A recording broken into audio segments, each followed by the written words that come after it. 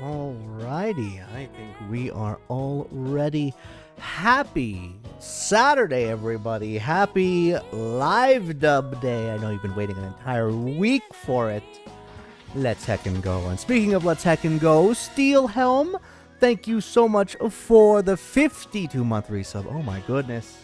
Welcome to the tier of AKLyte Argentum again. Once again, please enjoy your ad-free streams, color brews, brand emotes, and of course, your ability to request songs during the next drum stream, which will be a little less than a month from now, because we started off this month with a drum stream because it was our belated July one. So we'll be doing August a little bit later. But also, Tez, thank you so much for the 48-month resub as well. Much appreciated. Thank you for the start of that hype train. Let's heckin' go. I still can't believe we had like a golden kappa train like on Thursday. Didn't know that existed. I used my golden kappa all of like twice. Anyway, and also EB Games, thank you so much for the follow as well. Welcome to the AKLyte family. Hope you enjoy your stay here. And last but not least, please enjoy your 5 brand new follower emotes as a thank you for your support and being here both on stream and in the call. But hope y'all are doing good. I have been busy today. I've been doing a little bit of voice recording, a little bit of voice recording. Literally just got a new fight stick that my friend is been wanting to do experiments with, so that's gonna be fun. That'll probably be tomorrow. And then I got done doing a little bit of graphic design, which I will show off later, probably at the end of stream, for a particular thing that I've been wanting to do. It took me all of like 2 hours, I think. But you know what? For 2 hours and like the silly bullshit that I did to make things work exactly the way that I wanted, I'm actually really happy. I'm really wait till you wait till you hear exactly how I got it the way like that I because you're gonna listen to how I got things the way that I want it to and be like, bro, why don't you just use Photoshop? And I'm like, or something, and I'm like, no, why don't you use CSP? Because I don't have it. So I was armed with 2 image creation softwares, all right? Paint 3D and OBS.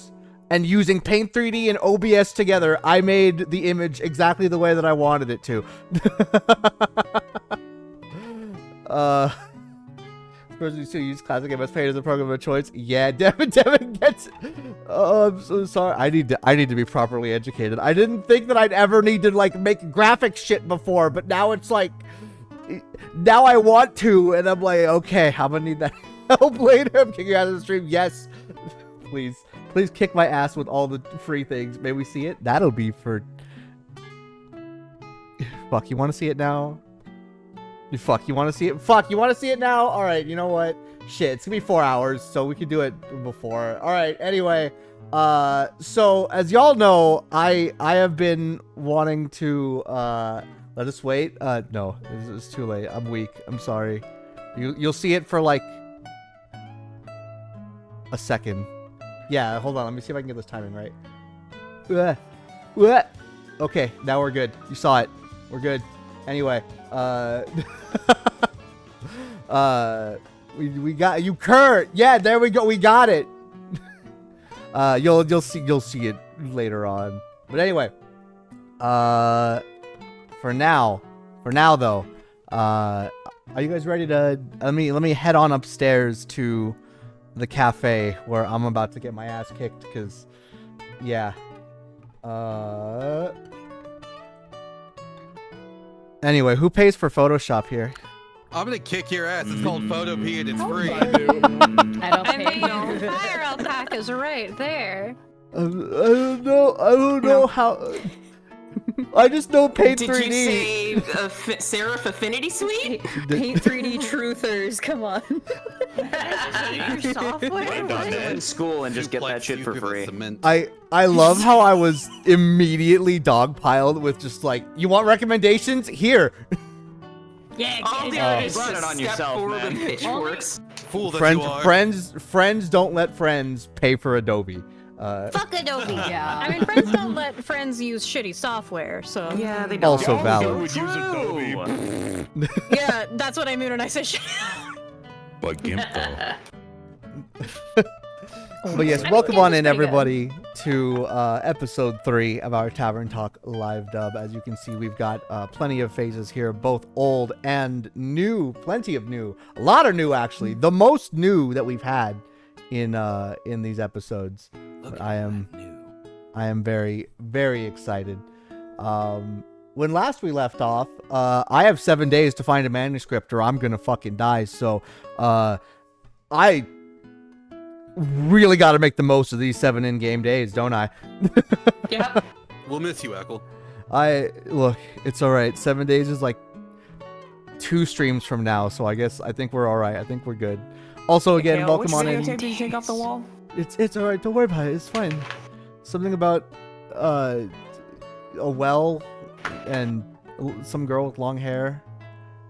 It's cute. Yeah. Is that what the manuscript was about? Yo, we did it. Minty wrote the ring in this universe. What color is it again, Ackle?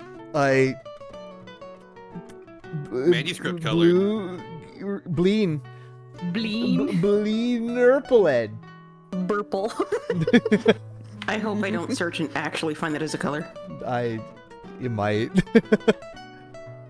I'm out of witty banner. Anyway, you guys want to play Tavern Talk? Then without it. Oh my god, I would love to play Tavern Talk. Man, I'm so good at segues today. I'm very man. I'm Killing it, bro. smooth. I want to Just go say to tally there. ho.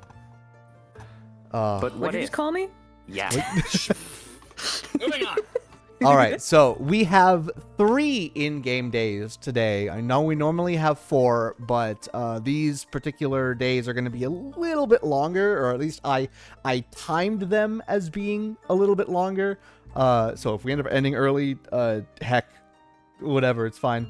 But from my initial findings is we'll have 3 in-game days, which is probably going to throw off our ad timer a little bit, but whatever. We'll take a midday break as needed, and we'll figure it out. So, yeah. Other than that, heck it, we do it live. Let's get the game loaded and let us begin Act 2, Chapter 9, Crossing the Threshold, 5th of the Astral Moon.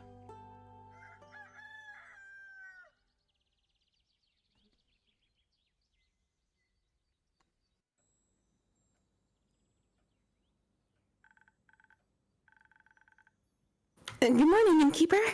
Could you please make me a drink? I need something to wake me up and help me feel agile again. Of course, Fable.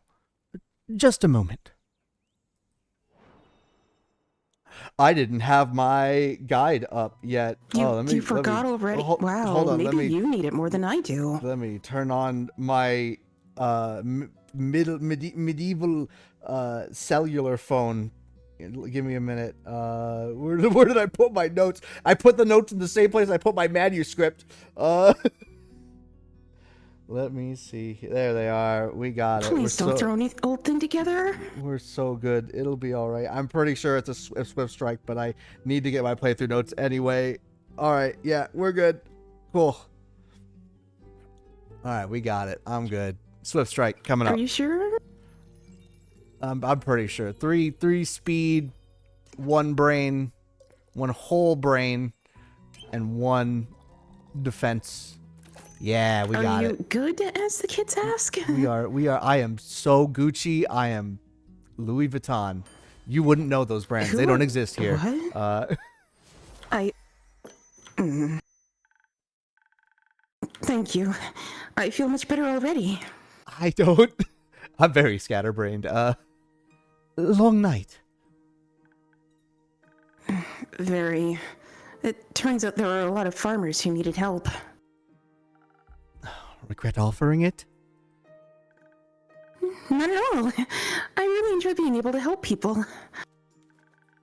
Before, I just used to wish I could help, but I never felt competent enough to try. It's fun to try, bit exhausting at times, but I think I much prefer this over waiting around. I could still use a bit more practice, though. That's fair. Just make sure that you also practice taking breaks. Breaks? Where that? You'll have a much easier time helping other people if you're not close to passing out yourself. That's what I have your drinks for. You They have cannot caffeine, live don't on they? coffee alone. But you're telling me this is just coffee? My drinks are not a gateway to burnout. That's what overworking yourself is for. I admire your kindness, Fable, but you too should fall under the umbrella of people you're being kind to. I mean, I am pretty good at falling. You're pretty good at a lot of things.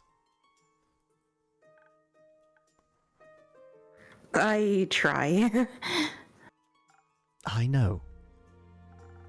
Stay and have a rest now, okay? Okay, thank you.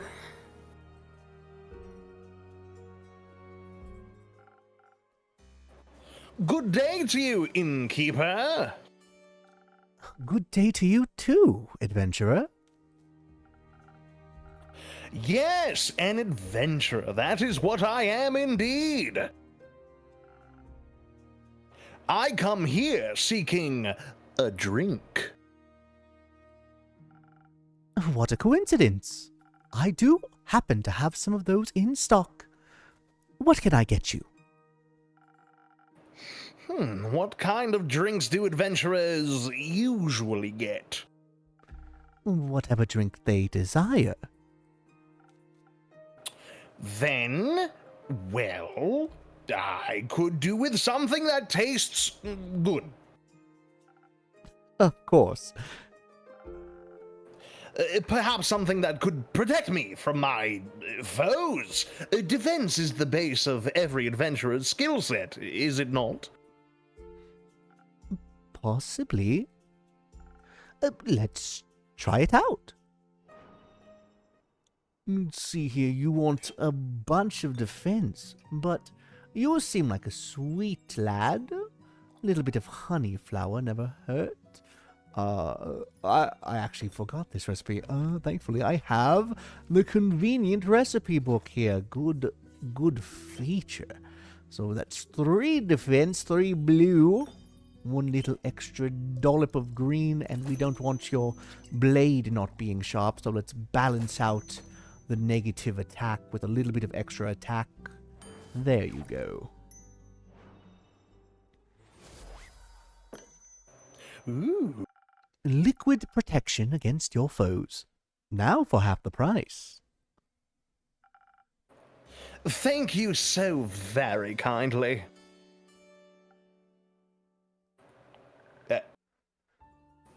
Do you like it? Yes. Well, of course. Then you should say so. I apologize. I forget to do the thing where you say your words out loud. I get that. Well, now that you've acquired a drink, care to introduce yourself? Oh, how incredibly rude of me to forget. I am Gustav Archibald Richmond III, son of the Lord Gustav Albert Richmond II and Lady Dorothea Bridget the 27th. Bless you? Thank you. And up-and-coming hero from Windmore. And who might you be? The up-and-coming innkeeper of Zenith. Happy to have you here. And I'm Fable, of the Ashen Grove.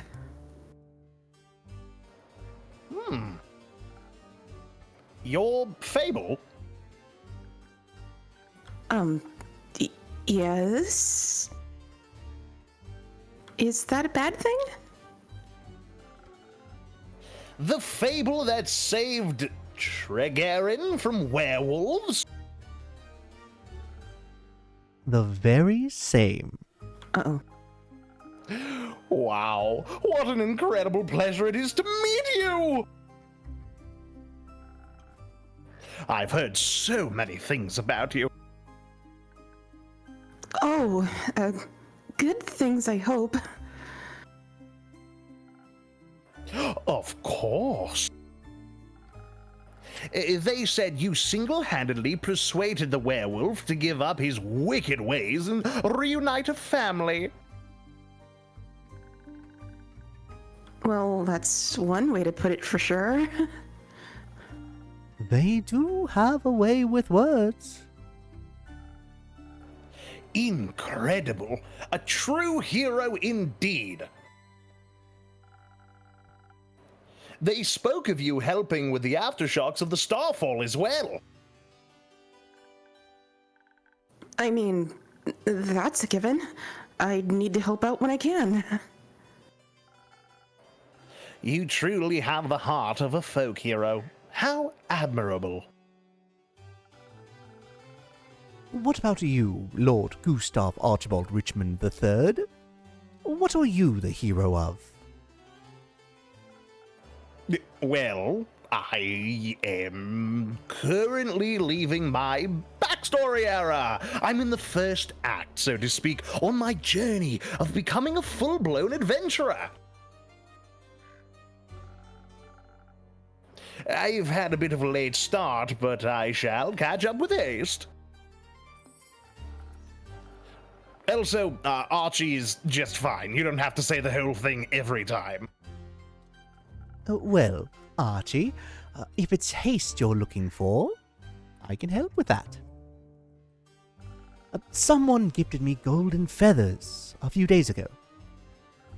Prepared as an infusion for the right drink, they can hasten you up in no time.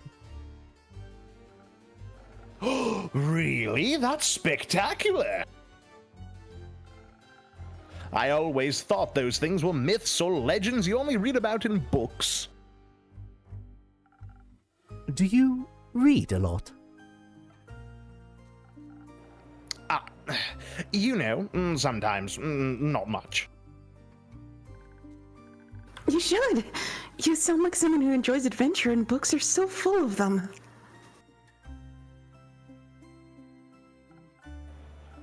They are. I'm just too, cool for books. Books are cool. You think so? Well, yes, I do. I mean, look at the Innkeeper's journal. It's super cool.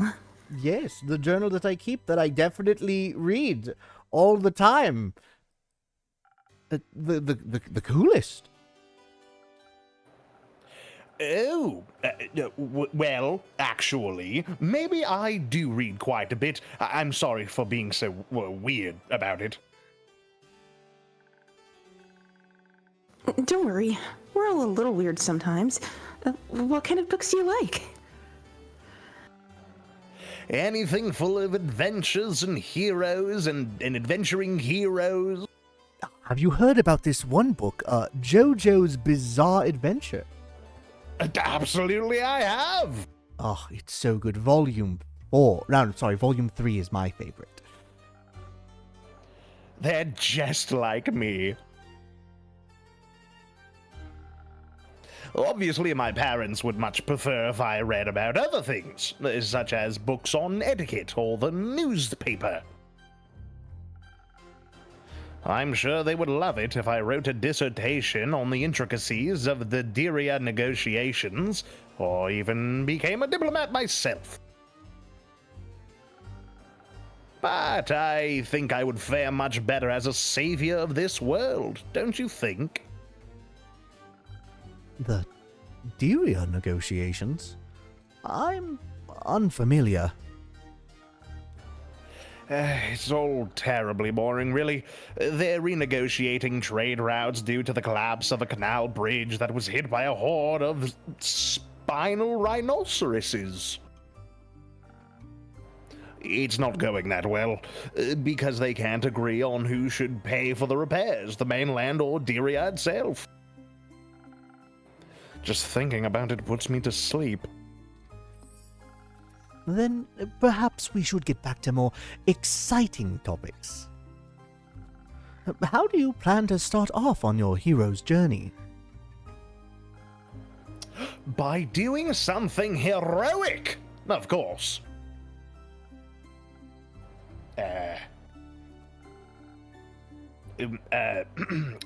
What's something heroic I could do? You could start by helping the local farmers. They're still rebuilding their homes and relocating their cattle as we speak. Great idea! How much gold should I give them? Archie, you can't just solve all your problems by tossing money at it. Do you Except see for the mine. way You can I am absolutely dressed? solve all of my problems by tossing money at them. I absolutely can. Gold? I mean, I'm sure they wouldn't mind gold, but I was thinking about lending them a hand. You know, physically? With your literal hands? Okay, so I would. Go to the farmers and ask what they need help with. Of course, that sounds... I shall figure it out. Thank you for the inspiration, Fable. It has been an honor meeting you. I hope we cross paths again. Till my next quest, Innkeeper. Till then. Oh, bless his heart. That was, Adorable. weird. It also adorable. It could be both. Not because of him, he heard about me? Being a hero? That doesn't sound right. But you are a hero. Well, not really. I didn't even do that much yet. Or at least not enough to be inspiring to anyone anyway. There are much greater heroes than me out there. He wasn't impressed by other heroes. He was impressed by you. That's nice. You don't sound very happy about it. But I am! It's really flattering, but I just don't think I did enough to deserve this praise. I'm just some elf. It's not for you to decide who's impressed by you and who isn't. I'm personally going to keep bragging about knowing Fable, the great hero of the Ashen Grove and savior of Tregorin. All right. I get it. Thank you, Innkeep. I'll try better to accept compliments. Good.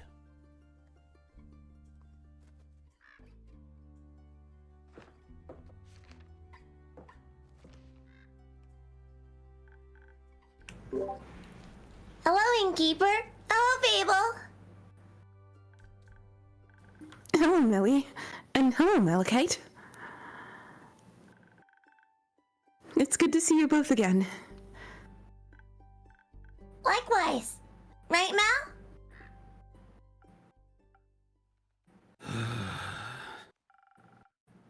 Can I offer you two a drink? Actually, you can offer us a quest. Are you talking about the one you just picked up by any chance? Your incredible deduction skills strike again. I'm only trying to match wits here.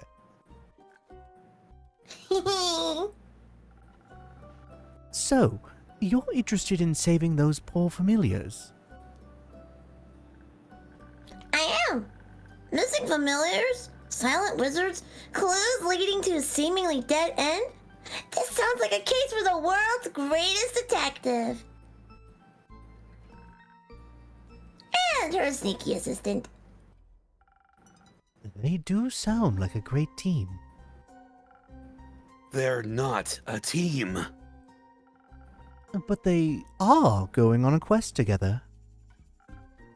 They are not. Or two. Are not. Then why are you Are not. here? Okay. She didn't want to come here alone. Said she can't reach the quest board. And I needed a drink anyway. So you're sending Melly on a quest alone? As is customary. That's how the Shadowbanes have always handled it. But Melly isn't part of the Shadowbanes.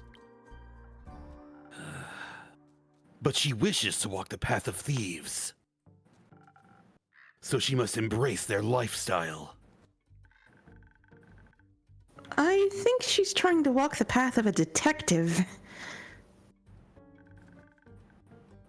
And that just sounds dangerous and negligent. I agree. You're not coming with me? No. Why not? I just explained that. Badly. Oh, okay, I'm sorry. But you have to come with me.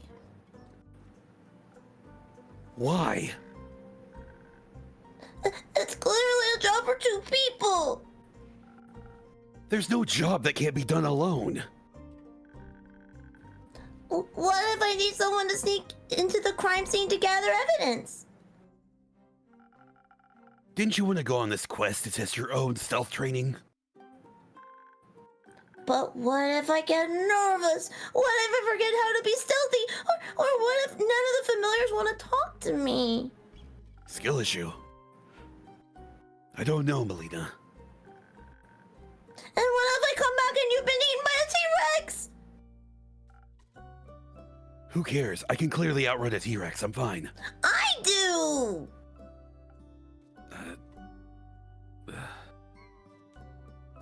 I think you should go with her. I think you should mind your own damn business. All right, Binch. Fine. No, Oh, you know what? wanna go? Fun. I think you should make better decisions. I think you should make better drinks. I think you should be nice. Well, Melly is right. You two make a good team, especially for this case. You didn't have to be so personal. You should stop hiding from the imaginary T-Rex of emotional vulnerability and just go on this familiar-themed vacation. You might even enjoy it.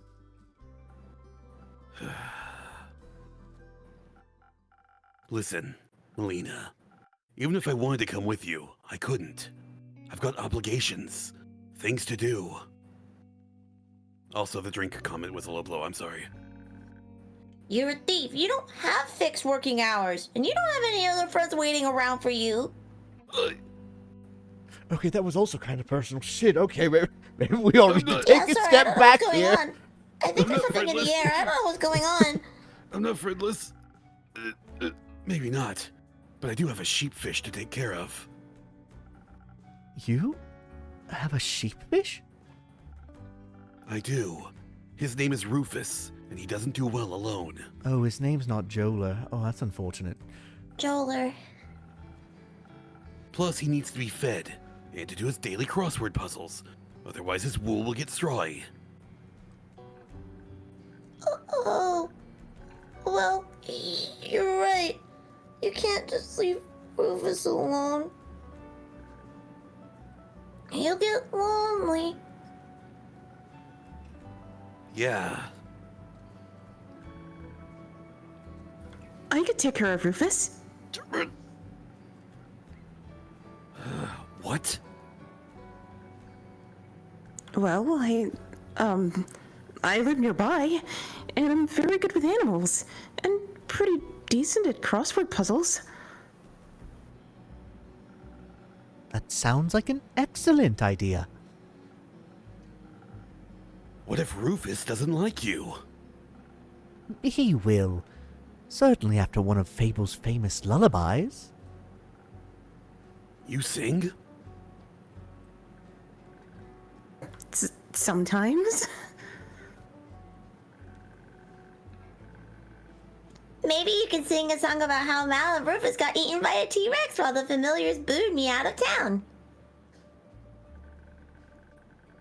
I think I prefer a song about you and Malachite saving the familiars instead. Right, Mel? Fine. But just this once. See it as a final exam for your training. Yay! That sounds fun! Training is not fun. It is!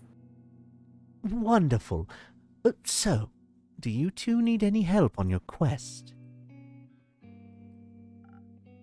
Don't know. What do you think, detective? Well, it's great that you would ask, mighty assistant. I'm not your assistant. Yeah, you are. Please, don't call me that. Okay, mighty Mal then. No. How about John? Sure. So, John, thanks for asking. I've studied the quest given to us closely. Close enough. Oh, saved it. And I've come to the conclusion that there's only one option. Existential. This is a classic case of finding the right clues sprinkled throughout the witness's testimony.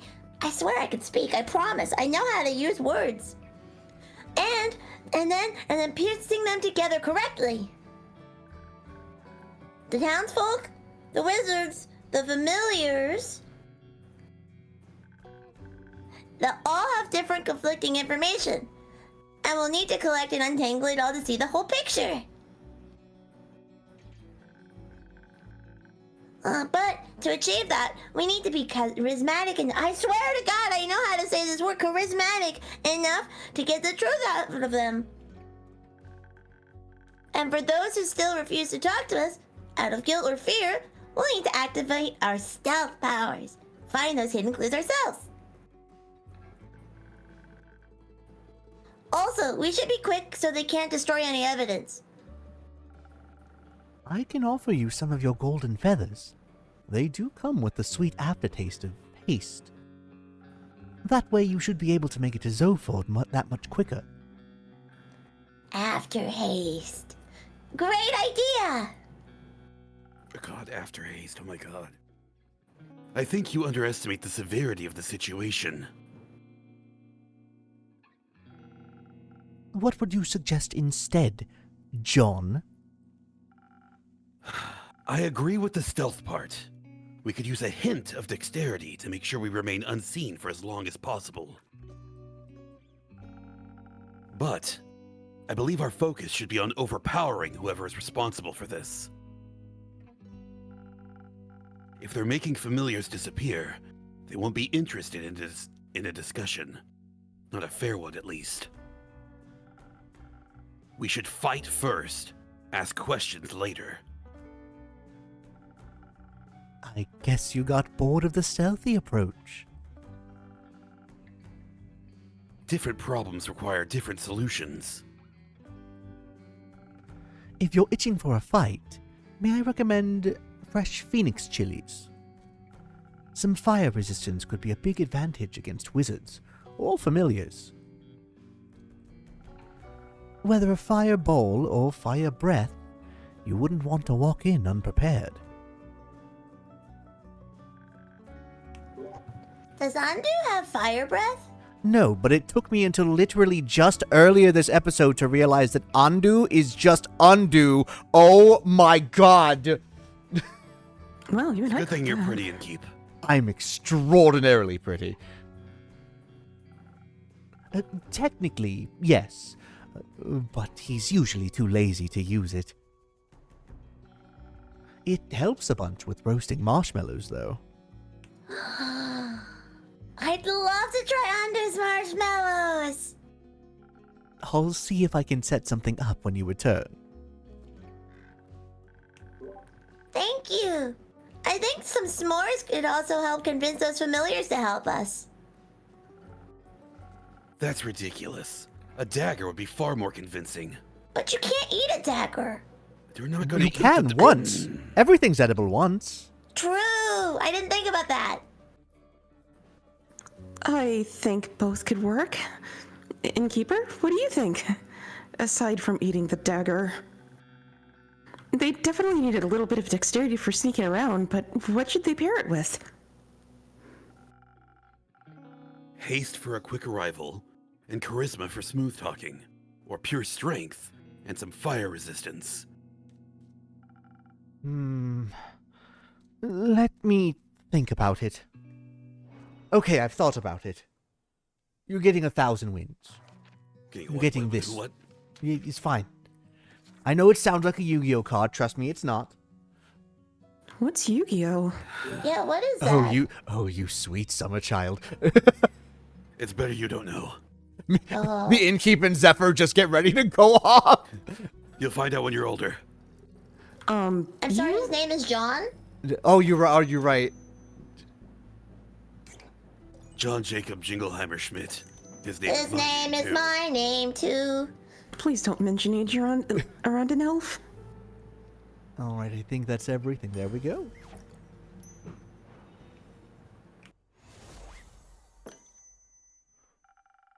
I think this case needs a delicate hand. The best detective work is achieved through clever conversation. You're spot on. You're lucky you gave me the swirly straw. Guess this is how I die. Don't be so pessimistic. My drinks have your back. Do you think you're prepared to solve this case, detective? Yes! With your help, we'll complete this quest with haste. After haste. We'll be back soon. Best of snooping.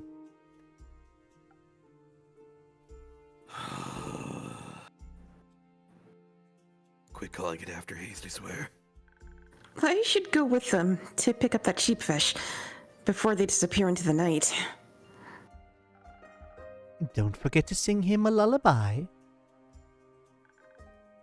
Rufus or John? Rufus. Both. Right, obviously. I'm gonna go now. Have fun, Fable.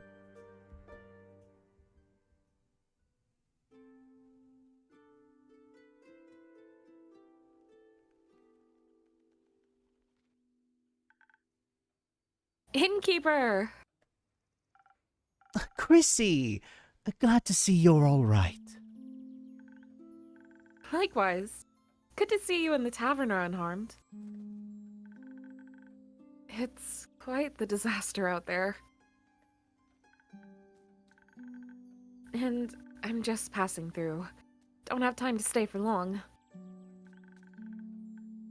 Need to check on the cottage, and the birds, and Fable.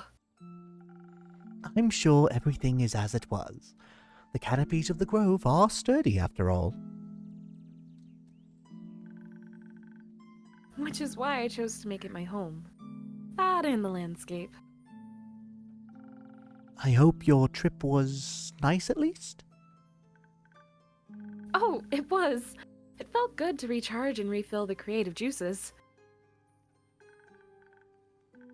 We walked a lot, actually.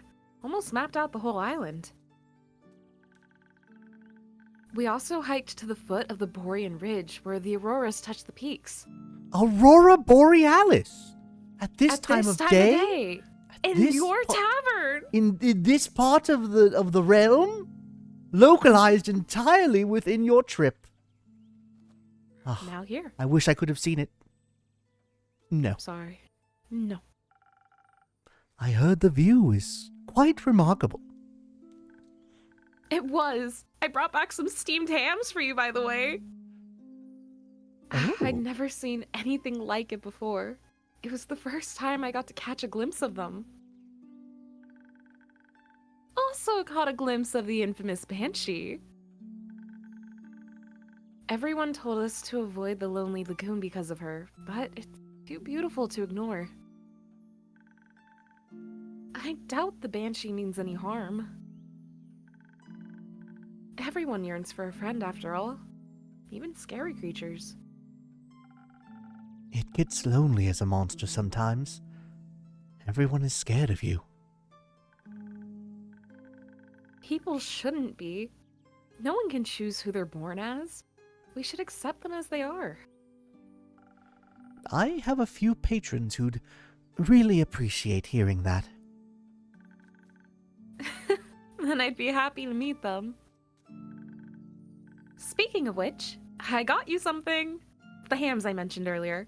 Oh. Yeah, remember the gnomes? I actually met some. Really? They had a booth at the convention. We're selling all types of stuff. I remembered our conversation and got you this.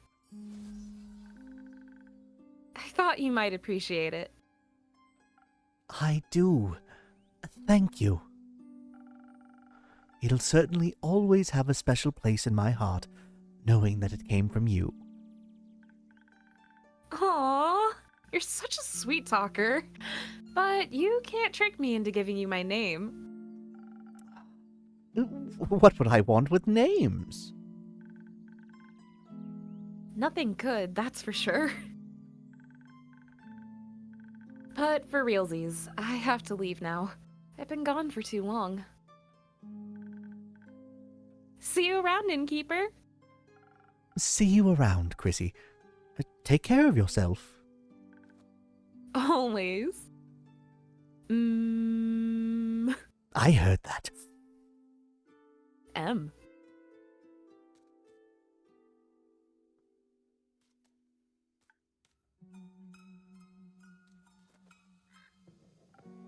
Ah, Baya!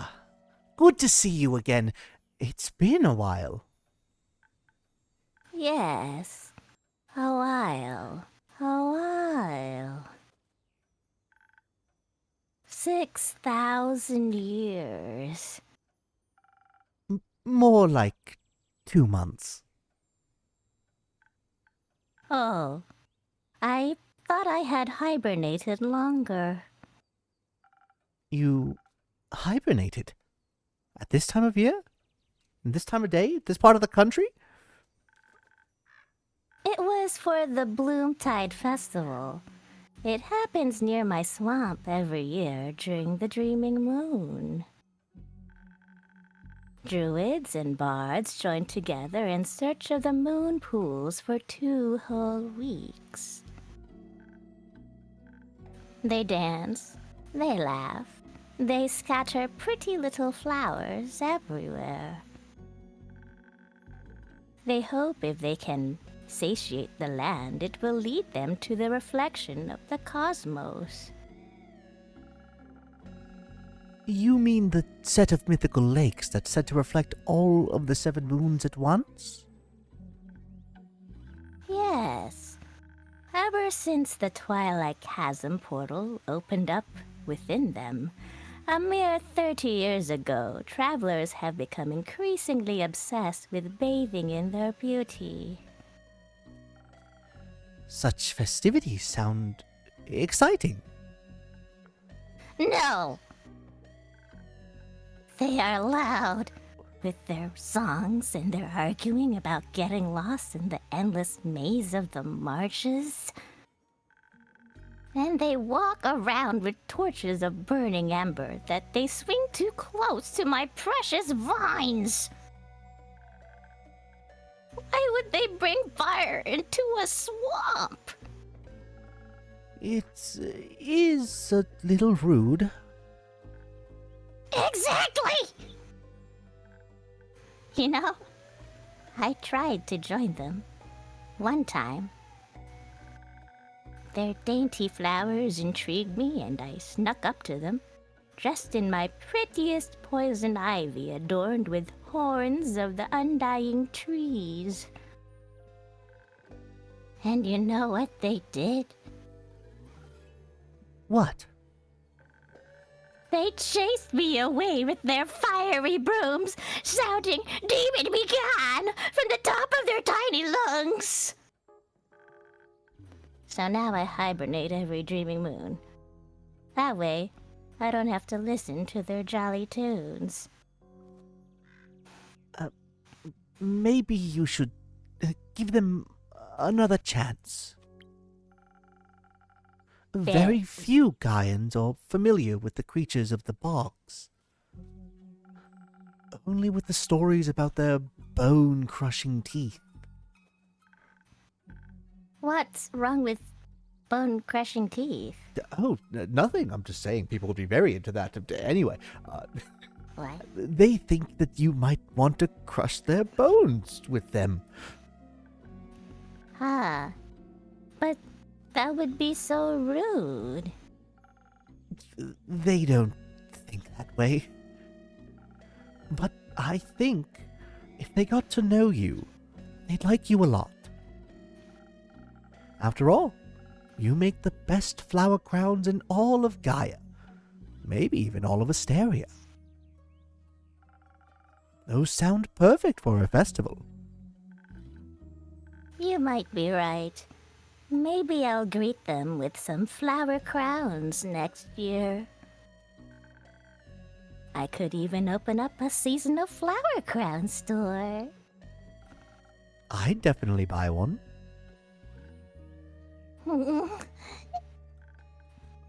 But right now, I'm awake and thirsty. Do you have swamp water on the menu today? I'm all out. Sorry. Too bad. Something else then? Oh, I know.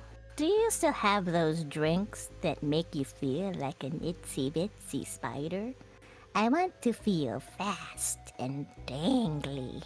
I unfortunately do not have a water spout for you to go up, but in fact, I still am do. the water spout.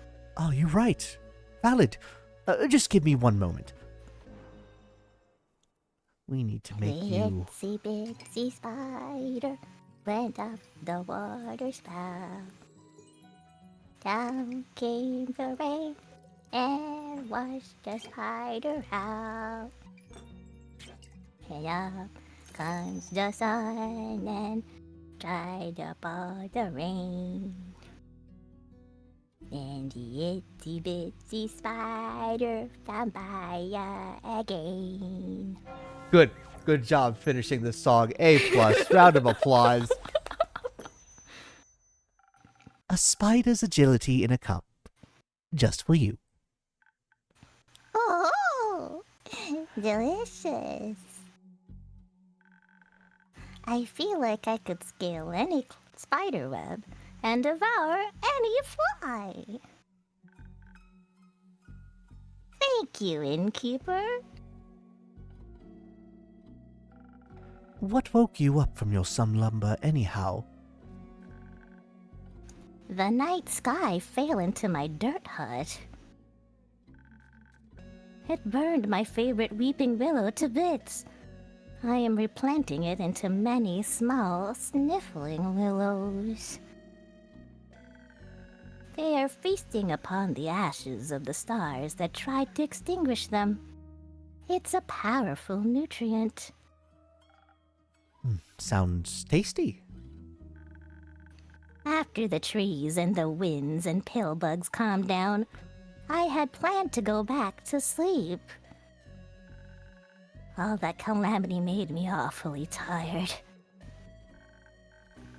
But when I tried to sleep, all I could focus on was this feeling spreading in my chest. Heartburn? God, I hope not. Loneliness. Oh, that's worse.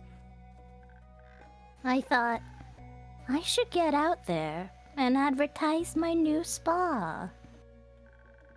Because only crickets are visiting, and they aren't very good at marketing.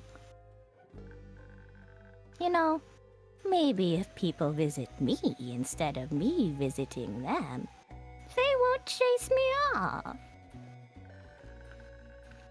So I went to where I knew people could use my services, the werewolf camp in the Ashen Grove.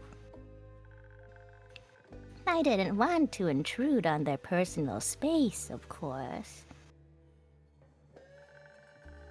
So I just hung the coupons up on a piece of thin red string in the nearby canopies,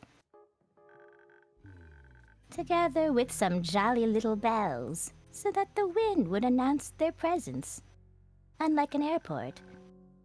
Like little spells that draw you towards the nearest mud masks. I hope they'll visit sometime. I didn't know that you opened a spa. It's new. I want to share my flowers and mud and pools with everybody, so we can all look beautiful together. That sounds wonderful, Baya. I agree. Can I leave some of my coupons here? You never say no. You never say no to this. Thank you! Please hand them out to all your customers. I will happily share this fantastic offer with them. I love that face so much. I love her. You could also come here more often and hand them out yourself. But there's no one else here. Except the jackdaw. Do you want a coupon, little creature? I will leave one on your nest. No one's here because it's almost closing time, Baya. You have to come by earlier. During the day, or earlier in the evening, or during events. But there will be people here. Yes, I believe that's the point. Too scary. I shall go now. Don't forget to hand out my coupons. Will do.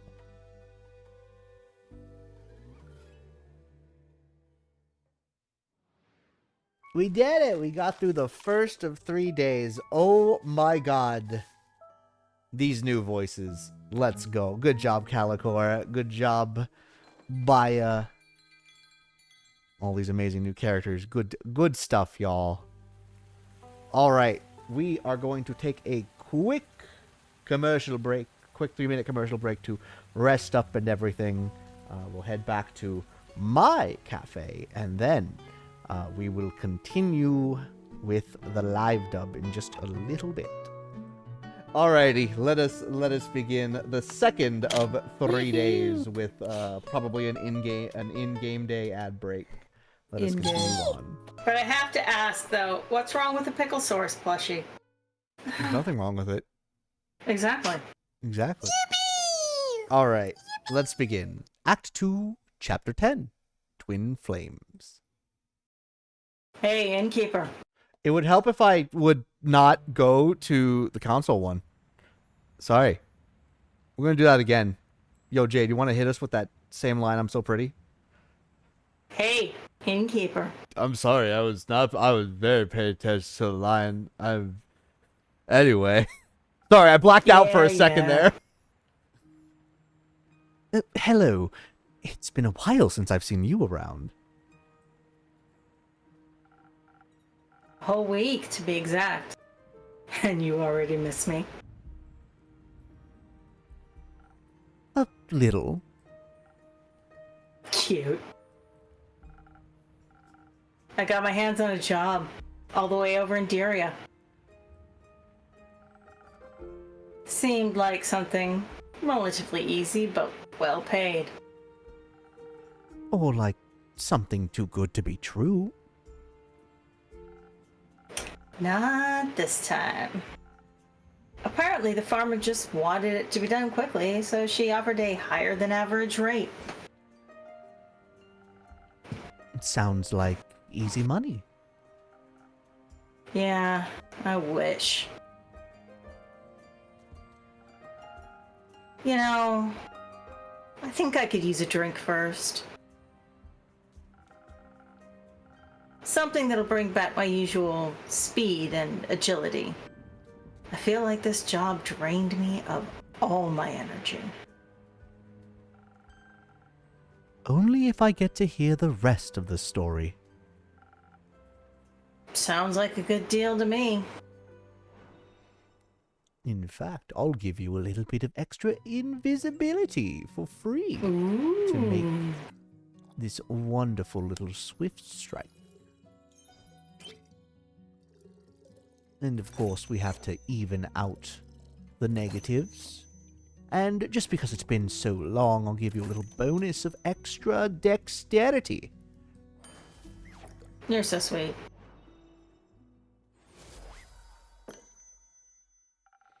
Let's hope that this suits your tastes. Your drinks never disappoint. Glad to hear. I can definitely feel my senses coming back to me.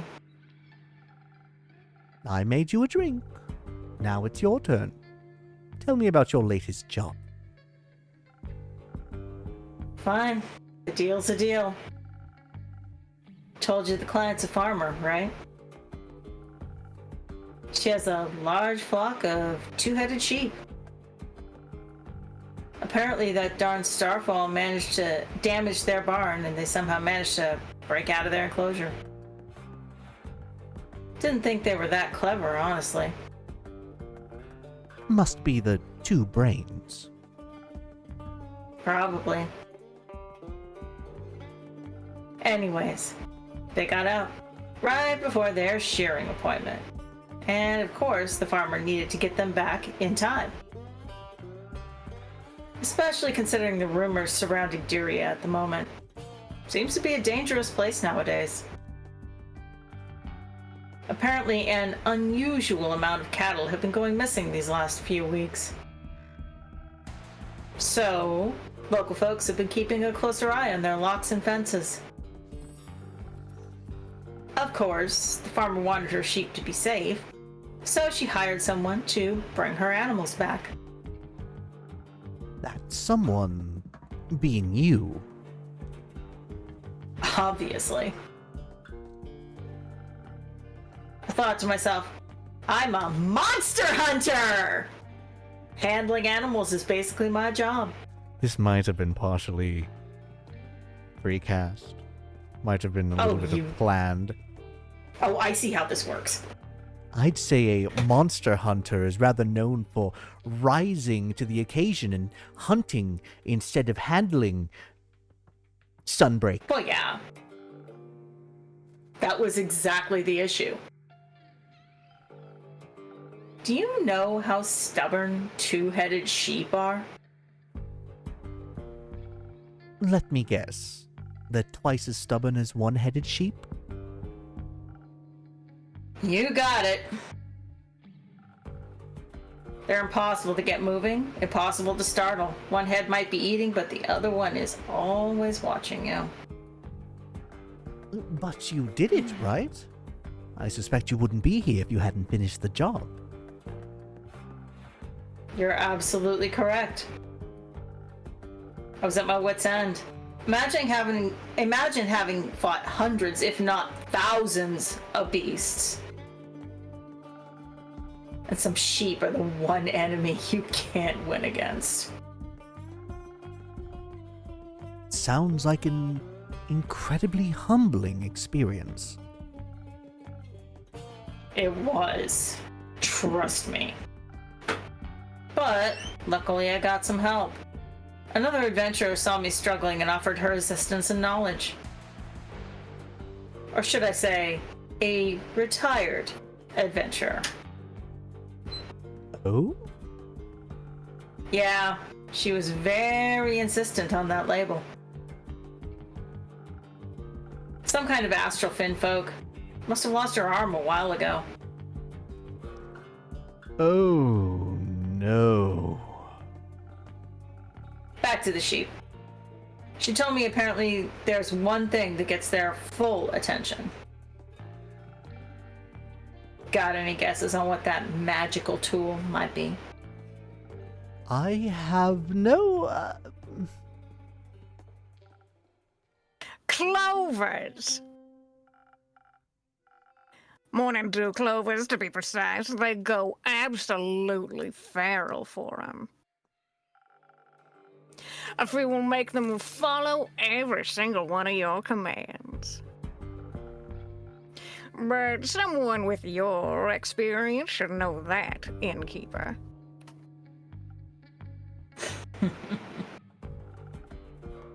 Do you two know each other? barely. Keep your secrets then, oh so mysterious Innkeeper. Wanted to buy her a drink after she helped me out back there. Didn't expect you two to be best friends, honestly. Best friends? I think you got that one wrong, Jade. I'd never befriend someone like him. I have taste. Well, that was unnecessarily rude of you, Una. You didn't even consider my feelings. Consider me sorry, Innkeeper. Apology accepted. So, speaking of taste, what about your drinks? I know you've always liked experimenting with potions and other suspicious liquids. Looks like you finally made it, huh? Indeed. I think I've got the hang of it. Then what are you waiting for? Your old rival is waiting for a drink. Preferably one that'll restore my energy. Those sheep made my old bones all wobbly, and I don't like feeling so weak. I got you. Let's see what that old magic has to offer. Make it snappy. Don't worry. He might not look like it, but his drinks are actually really good. Tastes better than he looks. I'll bet. I mean... I'll just take that as a compliment, I suppose. I was right. I knew I had a good idea advertising this stream as a bully Innkeeper day. We need something a little bit spicier to keep up with that little firecracker Una. A little bit of extra dexterity, plenty of spice. And of course, for our nautical-themed lass, there is only one drink as strong as her, and that is the Sailor's Courage.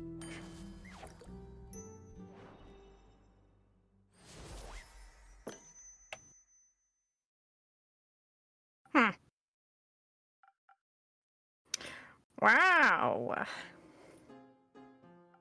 Impressed? Don't get cocky now. You don't have to be shy. You can just admit that I've improved. Well, you've definitely improved your glassware. So, Una, Jade told me you're retired now? I had enough of the adventuring business.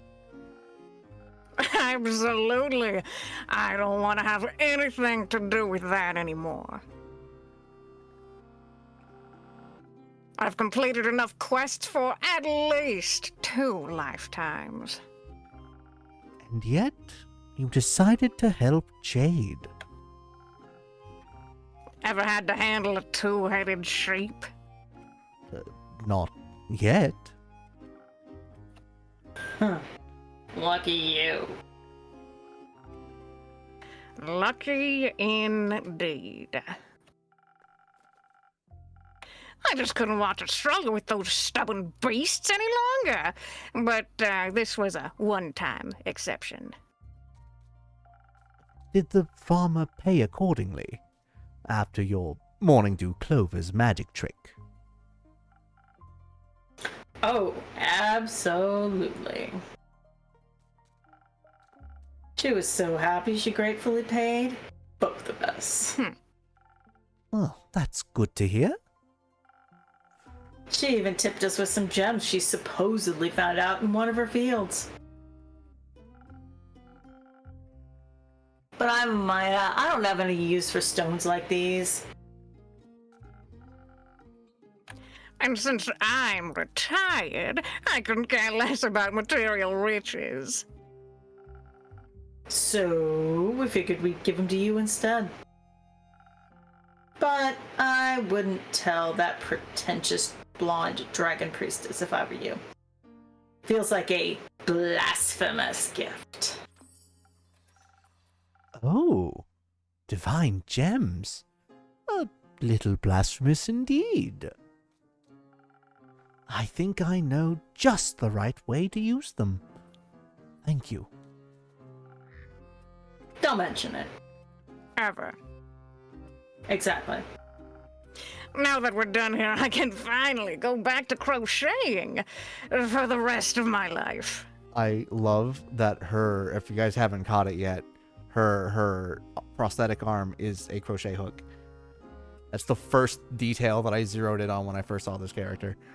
Makes it easier for doilies and such. Didn't get this hook put in for nothing. Of course, I also occasionally gotta rip some youngsters off while playing cards. I haven't lost a game in at least 4 decades. That's remarkable. Or impossible from someone who's only playing fair. Sounds like a skill issue. I think your lucky streak will end with me today. I've also never lost a game in at least a decade. Are you challenging me to a duel? Absolutely.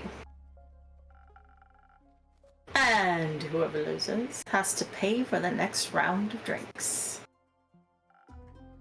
That's the spirit. I like you, bounty hunter, but don't come crying to me after I annihilate you. Huh. You wish. Jade, you might want to be a little, on guard. You're worried about me? Cute. Look, I just know for a fact that Una is a master at cheating. I doubt that's changed. Sounds like a skill issue still. So you're saying you've lost against her? More than once, yes. Pathetic. Look, I know I have a skill issue. I'm trying, okay? Total skill issue. Good, Scrub. Are you talking about me? Listen, Innkeep. If your opponent is obviously cheating, like she was, you can't beat them fair and square. You gotta beat them at cheating. Now watch how a real master does it.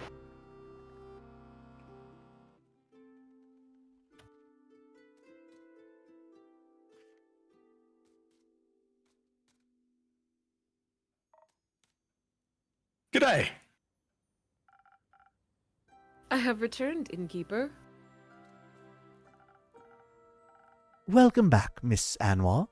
And welcome. This brave adventurer's name is Clay Moore. He offered unexpected support during my quest. I'm happy to hear that. Thank you so much on behalf of, The world? Yes, of course. Za Warudo, Mr. Clay. You don't need to do the whole Mr. thing. Just Clay's alright with me. Otherwise, it sounds so formal, like talking to one of those graph people. Oh, you would want to be one of those. Clay it is then. Can I offer you both a drink in exchange for the story of how you two met? That would be a fun trade, right, dear? I think I would welcome it as well. Then, what can I get you? Clay, please go ahead. Oh my. You got a lot of stuff on the menu. How about one of those drinks with ingredients? You look strong, so how about something extra for those muscles? That sounds nice. Let's go with that. 1 minute. Let's see here. We need... You know what? We're just gonna throw in a divine gem. I'm sure Alethea won't worry about it. It's fine. Just gonna I'm add sorry, some you're doing what back there? Don't worry. It's okay. Clay, this is why I told you to look at the menu beforehand. Definitely not read. anything but... Nothing blasphemous here. Got my eye on you.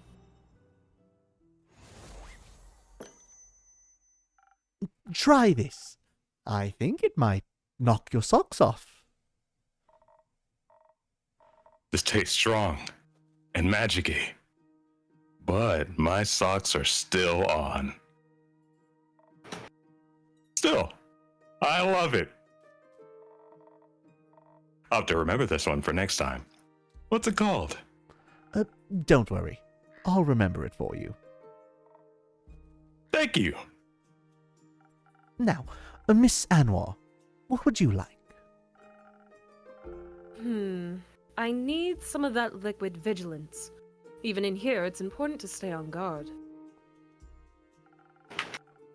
Wouldn't this be the right time to relax? There was no such time. All right. And I shall aid you on your divine mission of not falling asleep standing. Get you plenty of defense. You know what? We're going to keep it simple this time. Nothing too complex. Something to just keep you upright. No extra gems in there, I hope? What gems? There's no gems here. No, just plain old... Wait, that's the wrong recipe. Hold on, I've added too much purple. It's fine. It was actually yellow that I needed. There we go. A nice, simple frosted lagoon.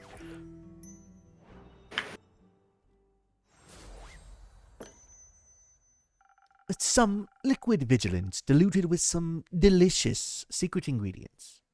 Enjoy. If they call this a Red Bull, why is it blue? That's the blue edition. I could do with something less diluted, but you're right. It's delicious. I'm happy to hear that. Do we get to tell the story now? Please, go ahead. You think I should start with the seashells? No, I think some exposition is in order first. As you already know, Innkeeper, I plan to start my investigation right here in Zenith, specifically at the local Gaia temple. So I've been told. Mostly about that wobbling ooze. Yes. That was certainly something. Unfortunately, besides their fascinating personal secrets, they had nothing of value to share with me. But, fortunately, thanks to your rumors, I was not entirely without a lead. The wizard's prophecy led me to Dawell. Or should I say the Abandoned Isle? Or Fairweather. The name changes dependent on who you ask. I didn't know it had many names. I just always called it Kelpie Island. Why? Because it's shaped like one. Probably the smartest approach. Kelpie Island or Fairweather, its name means very little to me. Its local settlement of Fae was much more relevant. They built everything into the giant sequoia that holds their portal to Avalon. Their portal is in the tree. Yes, right in its center. They call it the Horizon Tree. It's beautiful. The Fae themselves were, moderately helpful. It was difficult to get them to focus on the severity of the situation. And I was pretty sure they were preparing some sort of morbid ritual with the acorns that they were stringing up between rose bushes in asymmetrical shapes. Oh, I always thought those were art projects. A common misconception. It sounds more like they were preparing to charge them with astral moonlight. For what? If you freeze them, they make for good ice cubes. Do you participate in such practices? Not at the moment. I'm just not going to question that. Eventually, I got them to sit still long enough to ask them about any strange occurrences around their settlement. Did they understand your definition of strange? After some explanation, they told me about how just recently an astral humpback whale had rampaged through one of their nearby scouting camps. Just 2 days before the stars fell. They said it seemed like it was running from something, and that it was full of seething fury. They also claimed it to be a good sign, because it promised adventure. Well, they weren't wrong. He's right, you know. It did lead us on an adventure. But I don't know if they'd hope it'd wipe out the entire sky. No one would hope for that. Well, someone clearly did.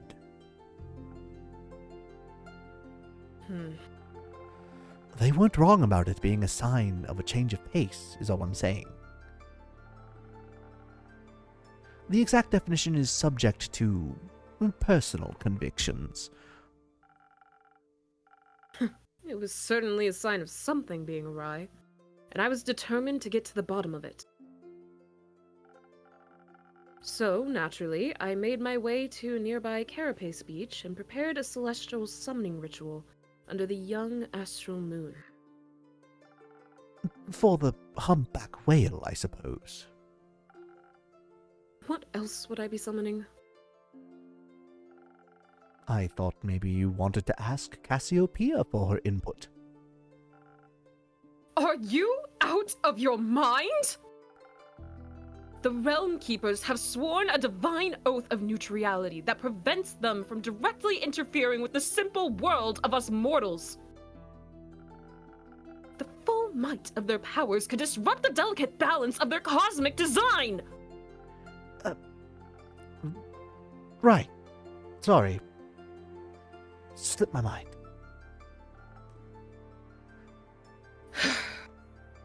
You are forgiven.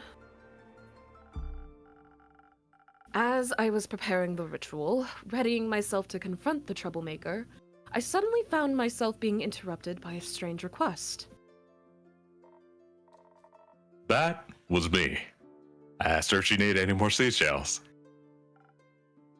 Did she? I did, actually. Pairing dragonhead tridents and flimmering limpet shells can heighten the dual aspect of the celestial twins, therefore making the connection to the astral sea more stable. Obviously. Yeah. I hadn't managed to find a limpet shell, and one happened to be among his offering. I honestly just thought she was decorating the beach and she could do it with a little bit more color. You weren't wrong, in a way. Yes. Sadly, the shells burned up during the ritual.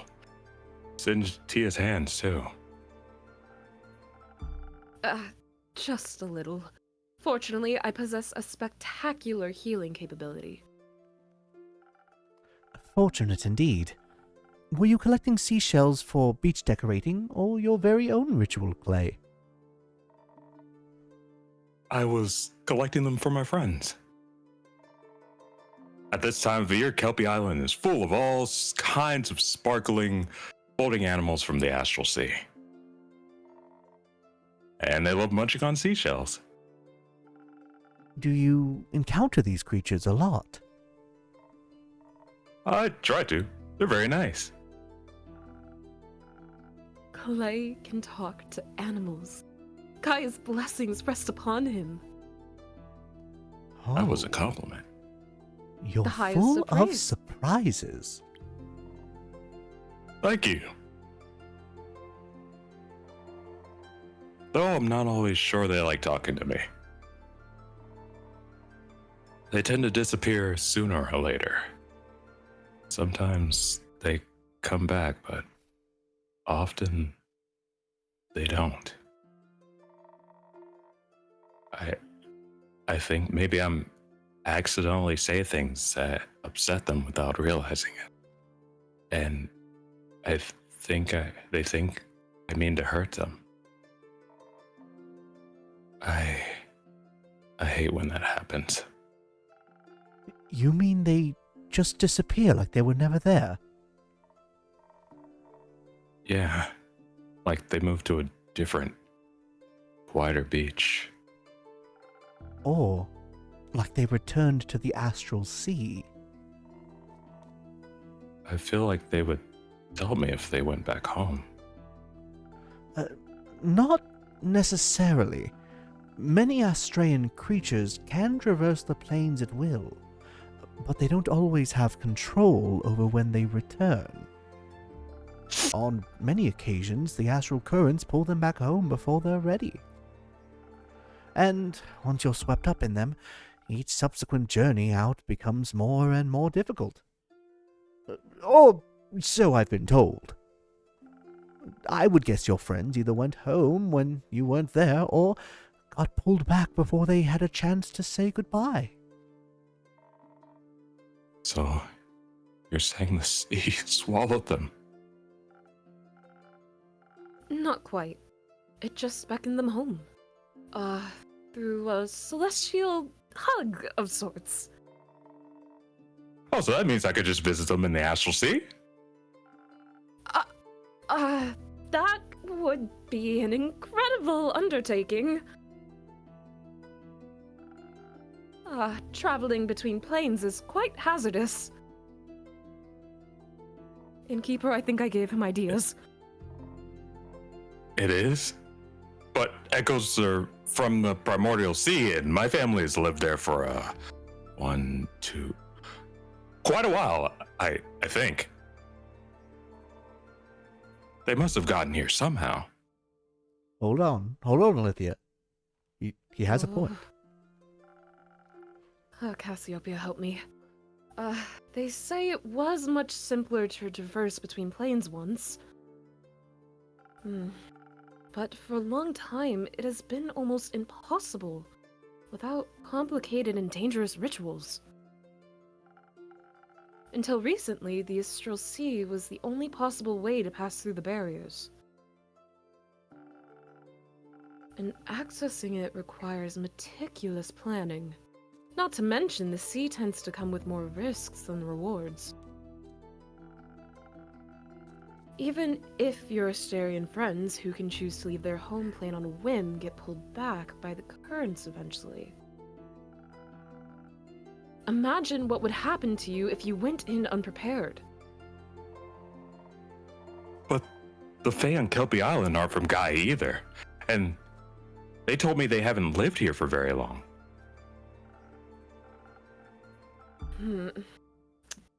Since the 5 interplanar portals opened up, interplanar travel has become a lot more accessible again. At least when it comes to the dream planes. But even the astral and primordial seas, not to mention are finally open to us again after all these years. It is a true miracle to witness in our lifetimes. So the portals haven't always been there? I didn't know that. Who put them there? Well, that is a very good question. And one that would blow the scope of this conversation beyond its bounds, I would think. You still have to tell me how you summoned that whale. You're right, we're getting off track. As Clay and I talked, he told me about his fascinating friendships with the astral creatures. Which gacha did you use to summon the whale? Please tell me it was Honkai Star Rail. I'm sorry, it was Genshin Impact. Oh no. I saw Jean and I felt a kindred spirit in her. What's gacha? Oh, you sweet summer child. Anyways, his ability to speak with animals as if they share a language. So you asked him for help? Well, he offered his aid. I certainly could have handled it on my own, but... But you didn't have to. Right. That, obviously. Thank you very much, Clay. Anytime. So I summoned it. The ritual worked exceptionally well, and it appeared out of the sky in a wave of concerning darkness. Stars used to accompany them. I mean, there was one star. I can count that much. There was, but in gacha pulls you at least usually get 3 stars. The whale was even bigger than I anticipated. Almost as tall as the horizon tree. And in its stomach rested a giant sun. The only star of the night sky whose light had not been extinguished, nestled right in its belly. Wow, the rates must have been terrible. Pretty That bad. sounds unhealthy. Little sun in your gullet. It's a little bit of, I've heard of heartburn, but this is ridiculous. That's an understatement. The star wasn't the thing to worry about, though. The whale didn't look at all happy about being summoned. Instead, it looked like a wounded animal that was one loud noise away from lashing out. And it looked sick. Its translucent skin was gray, like it was frozen with the coldness of the highest mountains or the deepest depths. Its eyes were pale, almost blind, with no warmth within them. I thought for a brief second we must fight this beast, before it consumes us and everything in its path. But when I looked over at Clay, I saw a deep understanding in his eyes. Like he wasn't seeing a monster, but a friend. So I stayed quiet, knowing that whatever he knew outweighed my fear. You knew what it needed, Clay. Not completely, but I knew that look in its eyes. That feeling when you're so scared you get angry. When you want to fight because you're terrified you won't be able to flee. So I kneeled to show that I didn't mean any harm, and I held out my last conch shell in my hands. It took a moment to overcome the instinct of mistrust, but then it picked up the shell and gently ate it. I saw the conch freeze as it was swallowed. It looked painful. Wanting to comfort the whale, I reached out and carefully put my hands against its cheek. I wanted to know that it wasn't alone.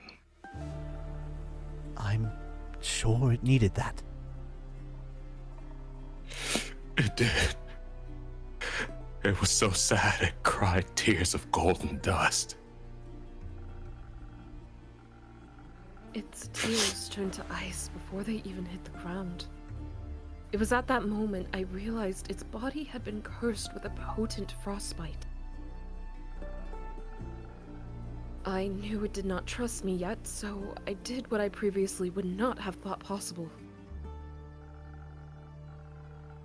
Threw a hand on Clay's shoulder and the magic of your drink, I was able to briefly transfer my magic onto Clay, allowing him to cure it of its disease. He kissed it on the forehead, and the ice burned away, freeing it of the endless chill. It was quite sweet. That's one lucky whale. I know, to be kissed by a himbo, ugh. Oh, I wish that was me right now. And one unusual effect of that infusion. Is that not usually possible? Inspiration is a fickle thing. Such magic is deeply personal and differs from person to person. I always enjoy seeing how others imagine support to look like. Tia's support was very helpful. I'd hope so. Once it was free of its pain, the well was ready to talk to us. I asked what had happened, and it told me about fighting some sort of evil creature on 2 legs. Creature on 2 legs? Do you know how little that narrows it down? So humanoid then. No. We assume. It turns out whales don't care much about our appearances. It cared more about the beings being thrown at it. What a mean way to approach a whale. Apparently it swallowed some kind of stone. It can only remember its black and white color and that it tasted horrible.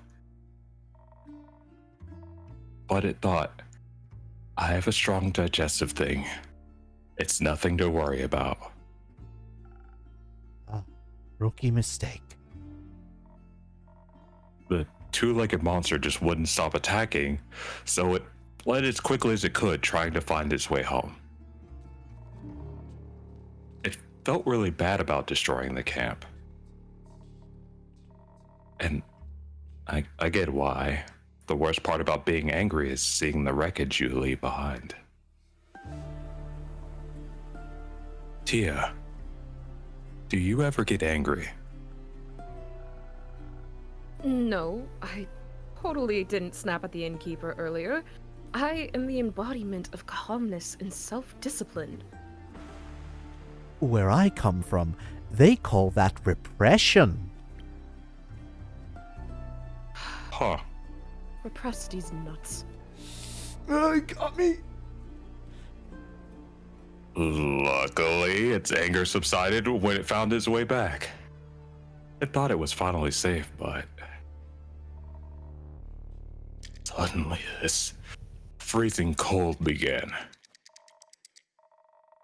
I don't mind the cold much. I'm from the highlands and we get a lot of snow in the winter. But this was the kind of cold it was describing sounded awful. Painful and inescapable. Like it was freezing from the inside out. The potent frostbite I mentioned. It seems a curse took hold and slowly spread throughout its entire body. It tried to keep itself warm by feeding on solar crabs and cosmic squid, but that didn't help much. It just kept getting more scared and angrier and colder. Until even its brain was freezing over. It couldn't think of anything other than the cold. Eventually, Oz stopped thinking. Sorry, wrong series. So, in its desperation, it stopped thinking. I mean, it ate the hottest thing it could find. What do you, but we haven't met that character yet. A star. Sorry, getting a little ahead of myself. A star. A giant one at that. It looked deceptively small contained in its belly. But apparently, it was one of the biggest ones the night sky had to offer. The East Star. It ate Pharaohs? The guiding star of the endless seas? My death social link in Persona 3 Reload? It did. And it helped. It kept its frostbite at bay, even if it did not eradicate it. Damn, good job, Pharaohs. But, as you can imagine, such a massive star disappearing did not have the most desirable effect on the astral sea's delicate balance of gravity. I can imagine that. The whale was very confused about what had happened. But it said all the stars around it suddenly started to fall and spin out of place. They crashed into each other, causing more and more destruction with each passing moment. I didn't understand everything it described, but it sounded bad. To label it as bad would be quite the understatement. The falling stars ripped holes in Cassiopeia's wings. To think that just one hungry creature could break the entire balance of the universe. It was hurt and scared. It should have endured, instead of hurting others. It was alone. It didn't know all of that would happen. It can count itself lucky you were there to help. Indeed. I don't want to imagine the additional chaos it could have caused. I don't care about could-haves. I just care that we were able to help. Did you also manage to free it of the star in its stomach? No. The frostbite may be gone, but that star is a part of it now. It has become the first of a new kind, a sun humpback whale. And probably the last one, too, as all those stars in the astral sea have been snuffed out. We will never be able to see the night sky again, and in turn, that whale must forever live with its guilt nestled in its stomach. You're right. Some things are forever changed now. That's kind of the point of disasters. But perhaps the star doesn't stand for shame, but for the pride of its survival. We shouldn't be sad that most are gone, but happy that one managed to make it through. Besides, we may have lost the night sky's starry companions, but it managed to gain 2 new friends. Even the worst of situations can lead you to light sometimes. Hey, barkeep. I like that. You should never be sad about finding new friends. Thanks, I call it copium. Speaking of copium, on our way back, we ran into this Travis. Sorry, I can't believe me and Matcha. Sorry to break kayfabe for a second. The fact that me and Matcha are actually just Look, Clay brain, one thing at a time. Hold on. You got the copium out of your system? No, it's still here, but go on. Speaking of friends, on the way back, we ran into this traveling souvenir shop. I bought friendship bracelets for Tia and I, with little whale charms on them. But she didn't want to wear them just yet, so I'm waiting until she's ready. That's very nice of you. Right, Tia? I'm just... They're a hazard for fights and could get caught in things. Sure.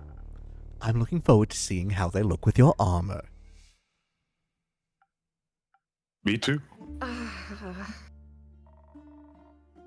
Tia also found something for you at the souvenir shop. Stop. That's...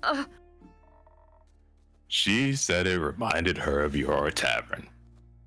My God, Clay, you can't just... And now that I've seen it in person, I agree. Oh, well now I'm curious. What is it? Oh, that's a very pretty mosaic. The shopkeeper told us a little bit about it. Supposedly this is a piece of art that represents a new beginning after a hard-fought battle. Ah, kind of like the rise of the sun humpback whale. Oh, very fitting. Thank you, Tia. So, Tia, aren't you What, glad you want me to Clay, say you were right? Aren't you glad that Clay was there to help? You glad you made a new himbo friend? I suppose I am. Oh, good job. Yes! Yes! Score! Oh, high five! Yes! Shut up! You really are? You are surprisingly competent, and perhaps one might even say I could not have done this entirely without you. If one was to be extreme about it. I think someone like you could do anything alone if you put your mind to it. But that doesn't mean you shouldn't have to. I'm always happier when doing difficult things if I have help from other people.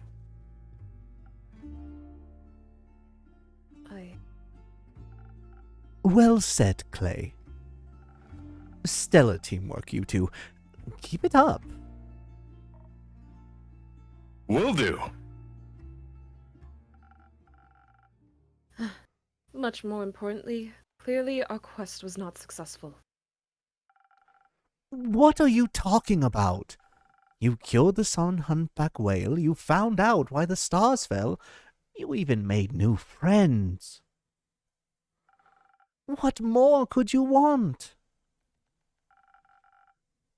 We still haven't the slightest idea who caused all this. An angry humanoid figure? 2 legs? And that is who exactly? We can rule out you and me and the barkeeper. We can rule out you and me. Excuse me? Ouch. No hard feelings. I believe you're innocent, but sometimes evil hides in plain sight. One must not be led astray.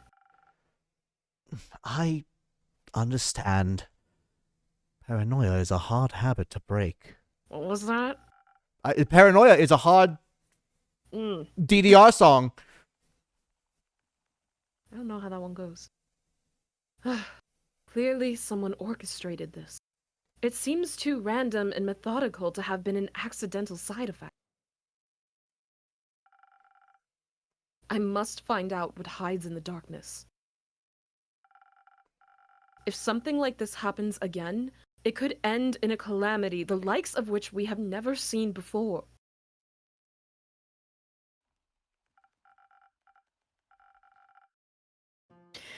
Don't worry too much about it, girlie. This is just kind of how oblivions are around here. I wouldn't call this just another oblivion. How often have you seen the stars fall from the sky? Ever seen a shooting star? 0 times. I was asleep when it happened, though. And now that it's over, there go my chances of ever witnessing a supreme meteor shower.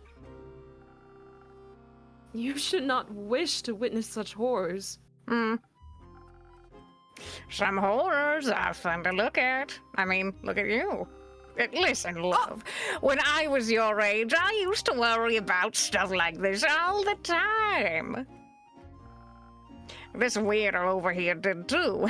We all did. At one time or another. But I know from experience that making such a fuss about it won't get you anywhere. These bite-sized calamities are part of the natural order of things.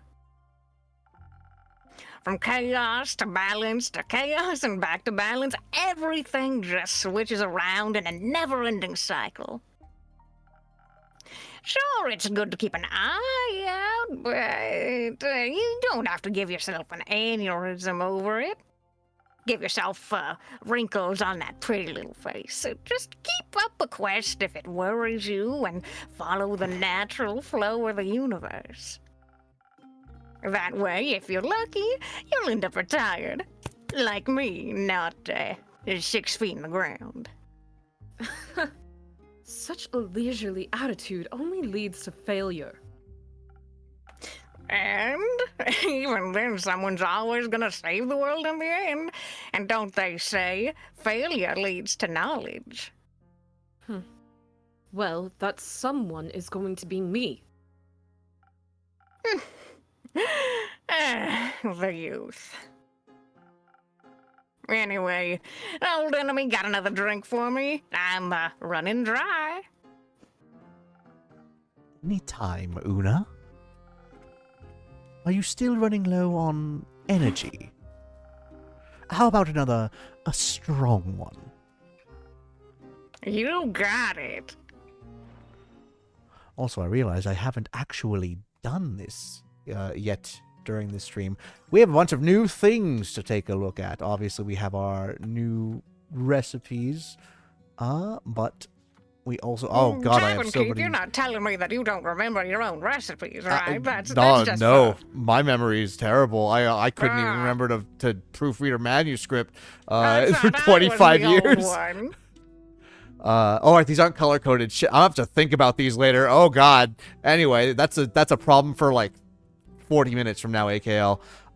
So we got more story on Kyle. Of course, got Gustav Archibald Richmond III, our neutral good human swashbuckler. He's 24. I love this lad so much. We also, of course, have the man, Scully. We have not seen him yet today, but we definitely saw a bunch of him last stream. We'll see him again soon. Don't worry. Of course, we got Una Undyne. So, close. Not Unagi, but Undyne. Very nice.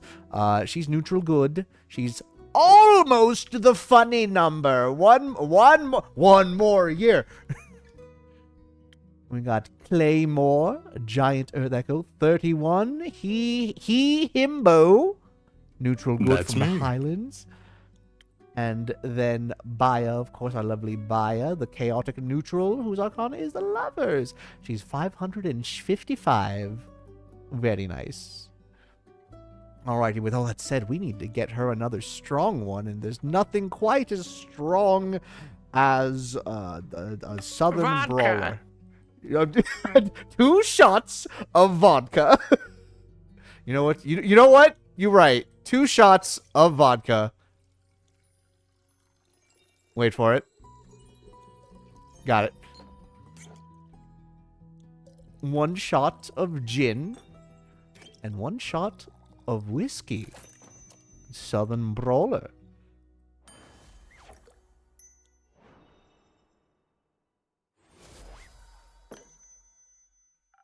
Something strong for the most strong-headed lady I know.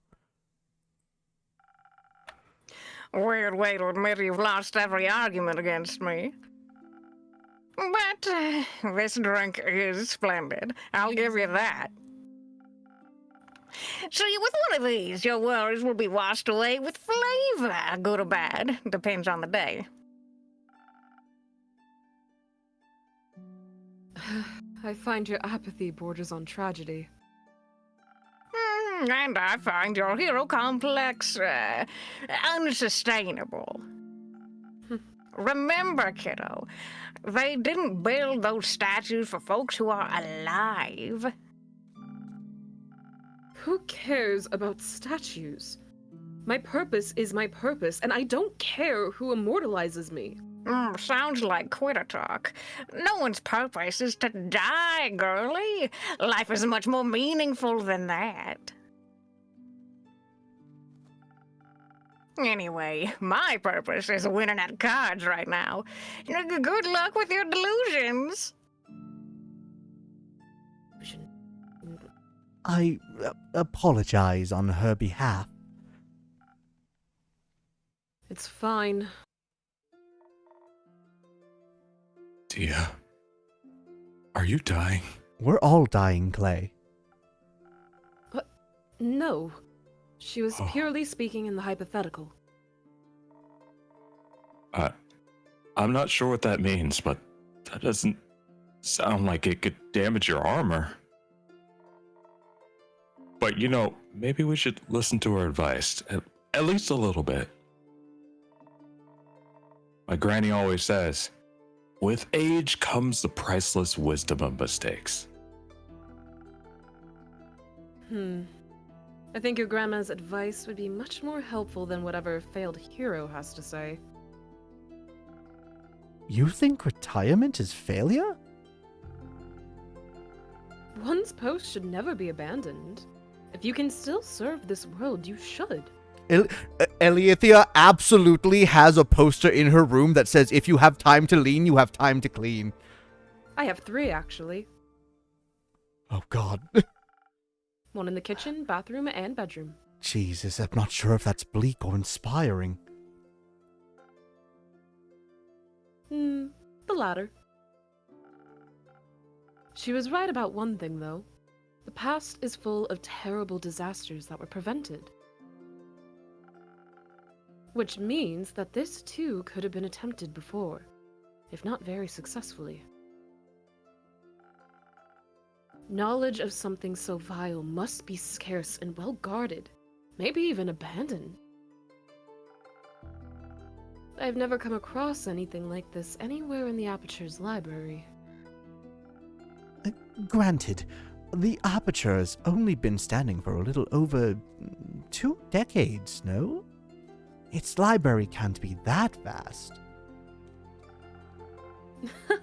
Many of the Order's books were relocated to the new stronghold. But I do believe we don't currently harbor the knowledge I seek. For that, other avenues must be explored. What are you considering? We could ask everyone in town we come across until we find someone who knows something.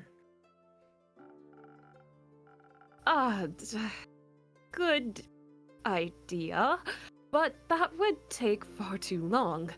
I think we should look for the Everbloom archives. Is that a book club? Oh, Cassiopeia. Well, an ancient one. Everbloom was one of the Great Seven Maidan Archive. The Gaian one, to be specific. Legend has it there used to be one on each plane, even Twat, the plane of dead. They were once filled with all the knowledge of the cosmos and grew in size every day, thanks to their fearless archivist. But then they fell to an unknown foe and have been lost to time ever since. I believe one of them could hold the answers we seek. Innkeeper, do you perhaps know where to find this archive? Nope. Not much of a librarian, unfortunately. Disappointing. Reading is hard. But you can keep an eye out for it, right? You could ask all these scholarly people that pass through here. Of course. I can do that. Perhaps you can start by asking that bounty hunter once she's done gambling all her money away. You could ask her yourself. I would rather not. I'll take that terrible task off your hands, then. Wonderful. You won't need more than a day to take care of all this, right?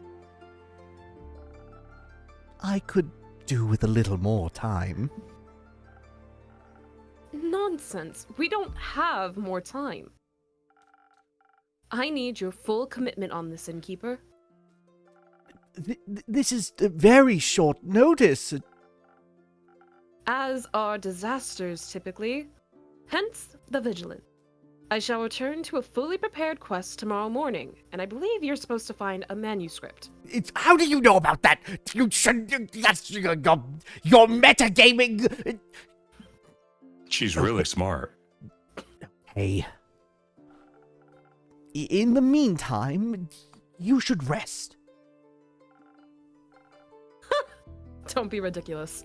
I have things to do. People to help, prayers to consult. What was I telling? I literally was just talking about burnout earlier. Look, Sounds Una was right. A good night's sleep would do wonders for you. Seldom I'm ever wrong. I could even offer you some coupons to a beautiful swamp spa. Spa? Fine, I'll take 1 or 2, though they won't be put to much use.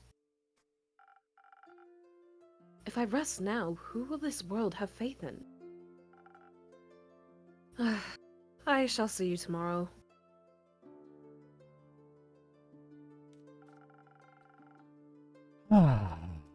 Always nice to see burnout happening in real time. Don't worry. I'll go over there and make her some soup. Soup always helps me when I have a headache, and it looks like she has a big one. Do you want some soup as well? No, it's fine. I already get my clothes from that store anyway. I mean, yes, please. I'll bring some tomorrow. Do you have any allergies? No. Thank you, Clay. Anytime. Then the recipe will be a surprise. Have a superb day.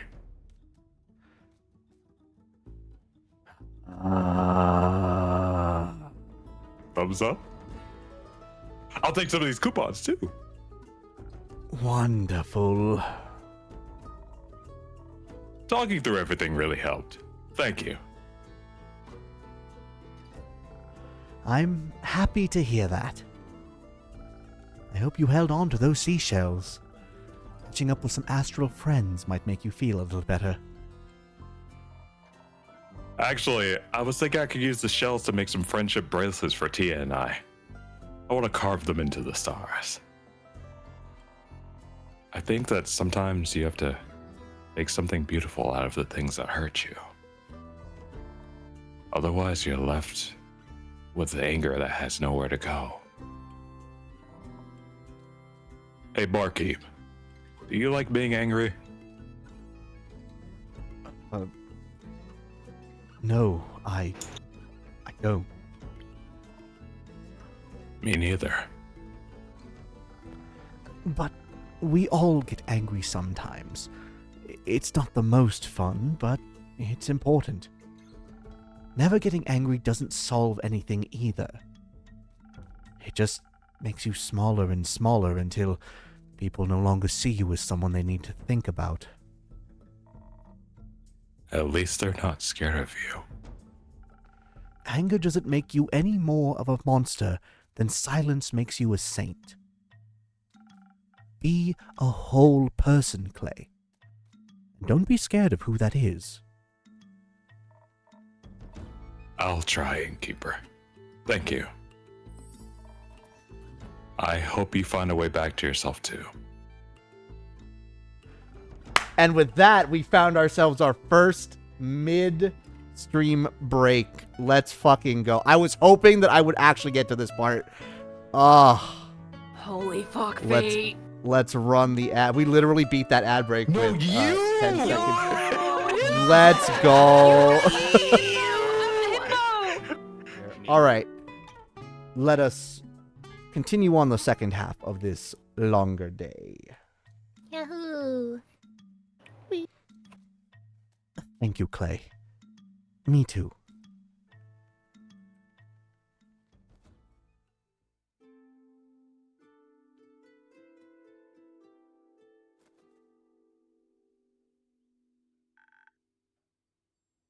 Top of the evening to you. Welcome to my tavern. No, what do my admirable eyes see? New faces, new acquaintances. With whom do I have the pleasure today? No way, a speaking skeleton? Haven't seen one of those in a long time.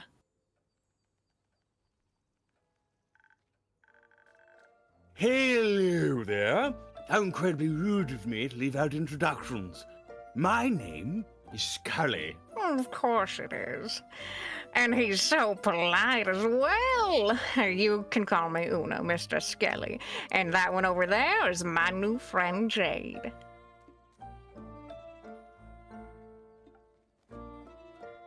Someone's a little salty she lost.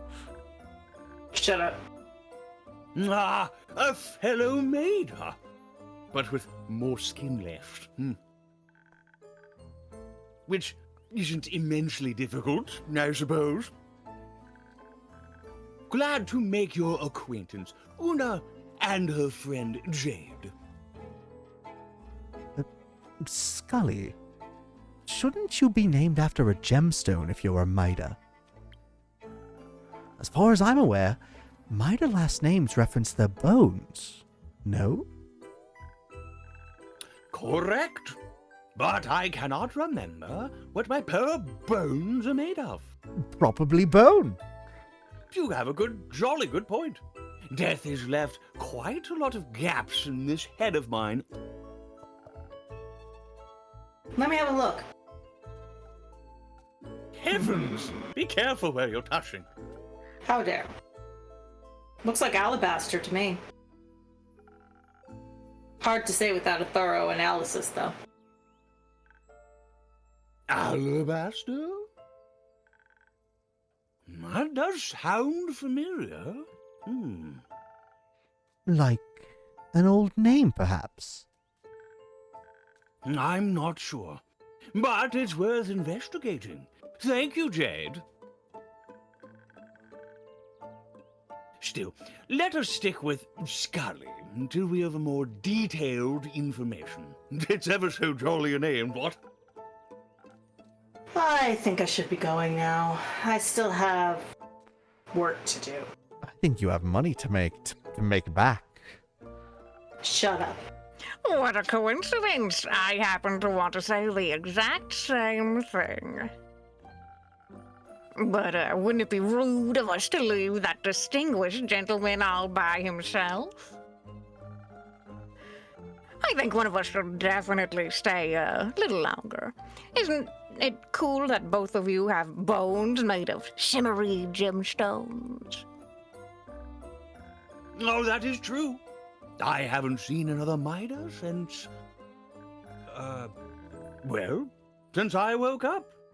Though anywhere between 2 weeks and 2 centuries ago. See, it's a match already. Wouldn't it be a shame if the two of you were to become friends? Huh? Well, anyway, see ya. That was quick. Indeed. Guess a woman her age knows what she wants. Heavens! Oh boy. Good mythical morning. It is well past sunset, Hex. It's 8 a.m. somewhere. That might be true, but it's still... Morning somewhere. Yes, I know. You literally just said that ad-lib. Good ad-lib, by the way. You got it! But today, I'm not here to talk with you about primordial magic. Today, we're going to celebrate my sister. Ta-da! Greetings, everyone. Come on in. Oh, pleased to meet you. My name is Scully. Jade. You can call me Hex, and this is Grace, my little sister.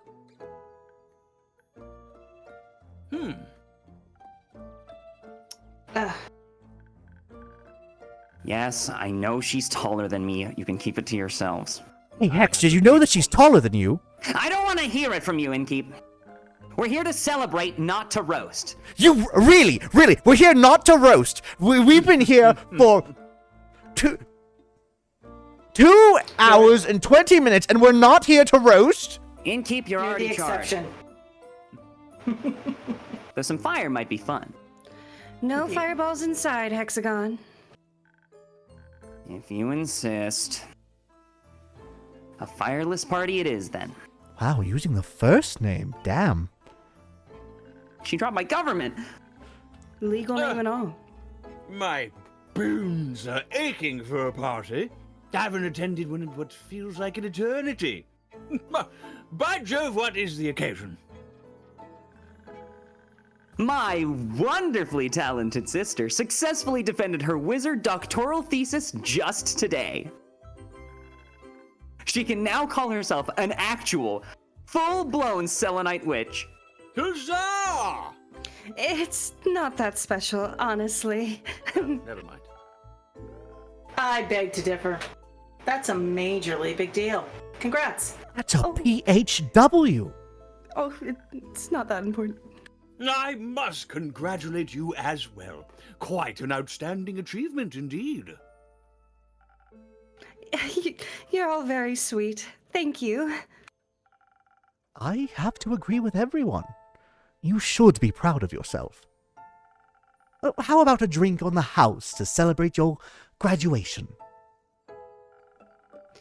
Hex already told me that you're a real magical connoisseur. I would love to taste one of your creations, Innkeeper. But I don't know what to pick. Could you recommend something to me? Of course. How about a drink for your wits? Your brain must be tired after debating your professors all day. That sounds lovely. My brain could sure use a little pick-me-up.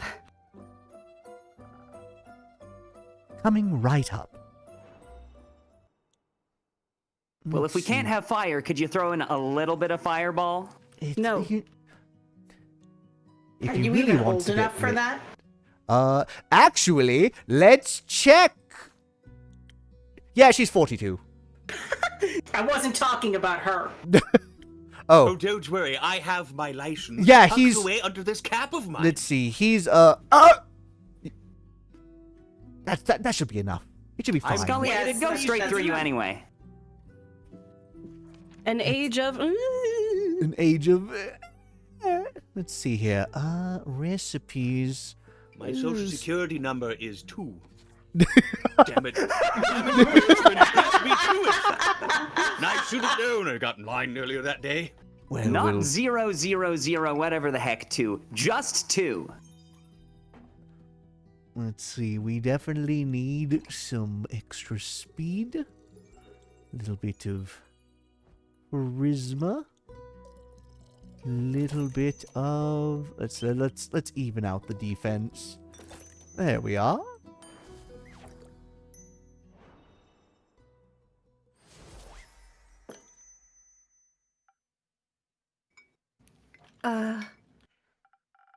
My, this is delightful. See? Told ya. He definitely knows his craft. Say, Innkeeper, do you have a PhD in mixology by any chance? Last time I checked, no. But I do have a lot of experience. Took me a while to get the hang of it. I can tell. Your drinks are very tasty. I could easily go for another round of debating right now. Is anyone else up for a drink? Nah, not yet. I'm still energized from earlier. Scully, Hex, how about you I could two? go for some fireball. No. I'm good. I don't want to steal the show today. Good, because all we have is absinthe. Charlatans and knaves. I would love a refreshment for these old bones, actually. And don't worry, I'm wearing my extra absorbent tie this time. Perhaps something that'll bring back the charm of the old days. At your service. The absinthe you mentioned sounds delightful. Well, that sounds good, but we're going to start with dipping another honey flower for the distinguished gentleman, and let's see here. If you want something bright and gold, how about a sunny breeze for that extra little dash of charm? In the middle of the night? It's fine. Don't look. It's morning somewhere.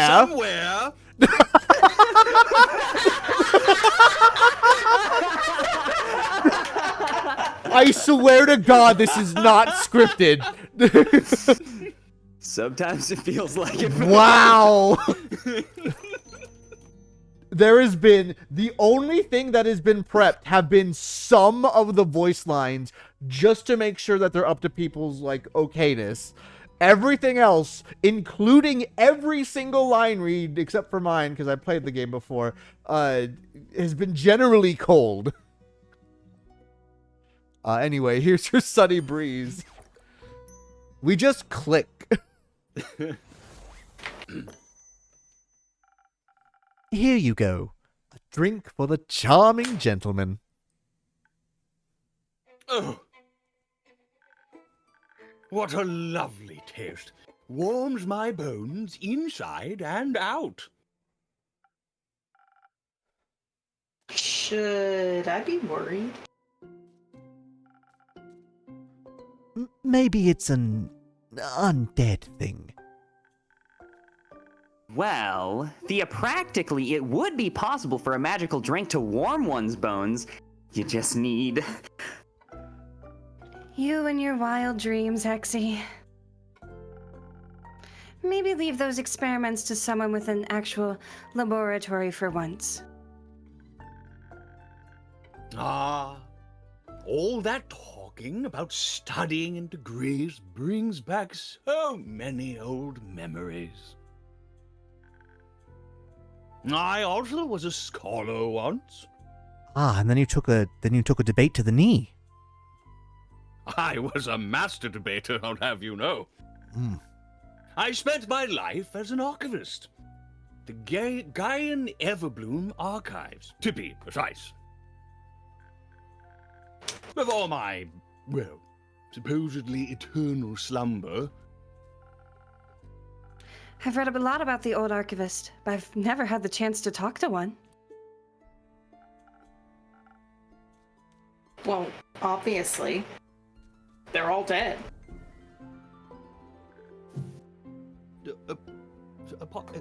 All of them?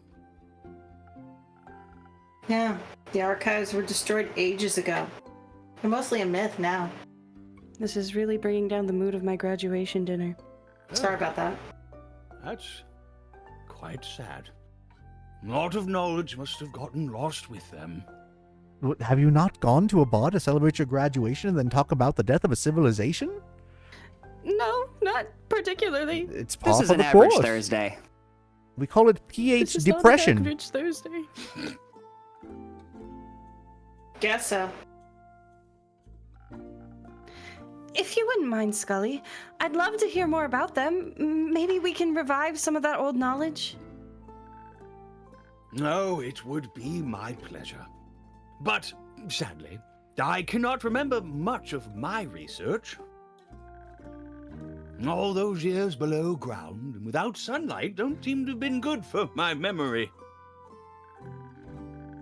It's been a few centuries since I've been alive, so not even sure where one would find the archives nowadays. Nor their ruins, rather. Well, do you remember the environment surrounding them? Maybe that could help. A little, I believe. I might have even woken up close by. My early memories are skeleton and quite hazy. During my lifetime, the archives were located deep under the ground. Guy's lively blessings were juxtaposed with the hostile and lifeless mountain range. They were surrounded by nothing but rocks and boulders, sharp as talons and fangs. That was quite poetic. Excuse me. Even if you made it out of the mountains, you'd be greeted by another dry steppes, a poisonous lake. The liquid in that lake could singe the meat right off of your bones. Not unlike I am now. I knew someone that fell into the lake once. Remember it as if it were yesterday. Oh, Yes, I think I remember too. Their name was Heihachi Mishima. That's why he's younger in the new one. Oh! Well, that sounds like not the best place to build an important archive stronghold? Wouldn't necessarily agree. They say the books and scrolls of the Maidon archives contain all the mysteries of our world and the realms that surround us. Of course you have to protect that knowledge. Would be a shame if someone... Anyways. No, please continue. Let's say Fireball is not only a drink around here. What kind of place did you take me to? I think I know the place Scully's talking about. Oh? Sounds just like the gravel map. Sharp rocks next to a poisonous lake. There's no way a location like that exists twice. On this plane, at least. Or else I would have heard about it. I wouldn't recommend going there. I bet it's exceptionally dusty after all these years. But think about all those hidden treasures. Knowledge left untouched for millennia. That sounds a little too ambitious. Even for you, Hexagon, I don't think you're thinking with all 6 sides. What do you mean? Okay, that was clever. Oh, that was good. I'm keeping that one. I had to Google just to make sure how many sides a hexagon had because I couldn't fucking remember. You know what? Valid. It's called committing to the bit. Fine.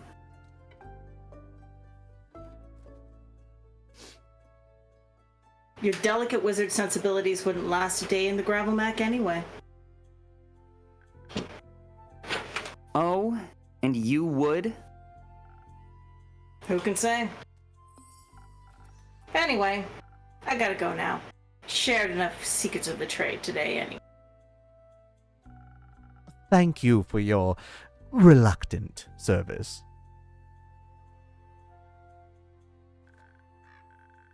What a lovely young lady. She would have made for a great archivist. And a grumpy one. Most of them were. I'm sure she's just had a long day. Long day losing at cards. Yeah, too much gambling. Let's go gambling! As have I. Honestly, I'm very tired. I'm absolutely sure of that. You should take care of yourself. You seem like the kind of person that does things very thoroughly. But you should still try to relax for a few days. People should really listen to me about not burning out. Aw, dang it. Are you getting the theme that I'm beating you over the head with today? Aw, dang it. I agree. Getting your PhD is a major accomplishment. It's nothing really. I spent a lot of time researching. Defending my thesis was a mere formality.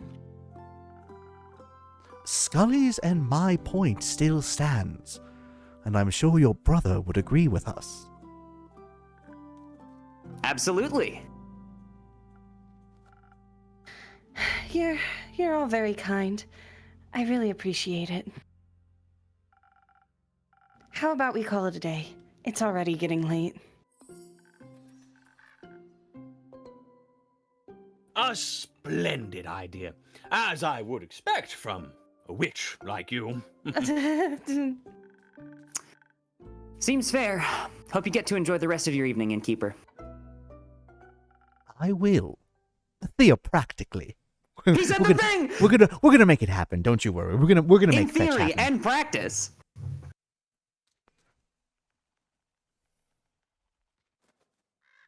We're going to make fetch happen, Imbario. All right. I forgot what quest I was looking for. Give me a second. All right. That's not the Mary Morgan. Give me a minute. That's the Lagoon. All right. These two are together. I already know these two are together. I think it might be the Deria one, actually. Let me check here. Yep. There's the Canal Bridge. Capital's Rapping Roots. We're going to need that one for later. Strangers Come to Town. We don't worry about that one. Fabled Everbloom Archives. We worry about that one later, too. There's the Gravel Mac here. Undead Snails. That's a secret for later. There we go. We got it. Maiden Archives. Perfect. Slap these three bad boys together and whap! Raiders of the Lost Archives. Let's go. And now we get another day, which means I know it's been less than 30 minutes, but we're going to take another quick ad break to reset the timer, and then we'll be back with our final day of the Tavern Talk. Thank you all for hanging in there for the much longer than usual in-game day. So we're going to go back to the cafe one last time, run another ad really quick to get that timer back, and we're good. For now, though, it is time to get back to the final day. Back to the void. Yeah. Should be back. Let's see here. This last act should be about 39 minutes. So we should be. Yeah. Excuse me. We should be ending around the same time as usual, if not earlier. So we're making it great time, everybody. Thank you so much for that. But now, let us continue. Act 2, Chapter 11. Trouble in Paradise. It's the title of the stream. Literally every single stream title has been one of the titles of the chapters because I'm very creative with my titling. Except for the last one. That one was special. I made that one up. But anyway, let's continue.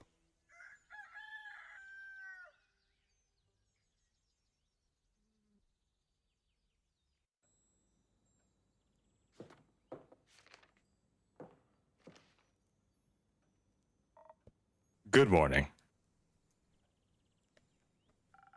Good morning, Clay. Did you sleep well? I did.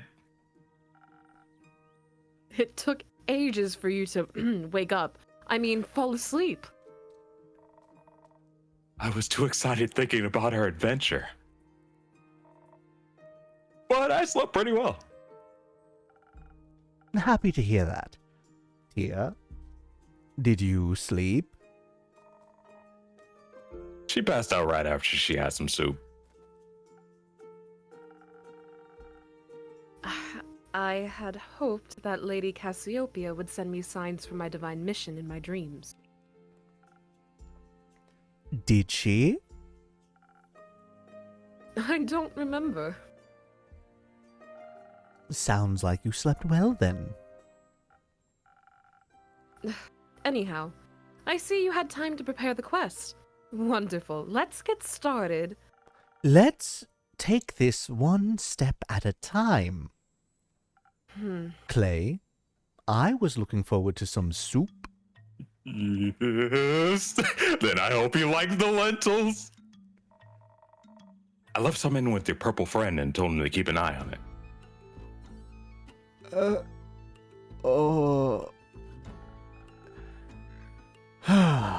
Well, I hope Andu enjoyed that soup.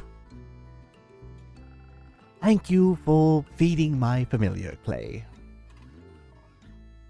Of course. Stay mad at you. Did you two enjoy your soup? Very much. Clay is quite the talented chef, even though eating it did make me very tired. And Tia's a very good cooking companion.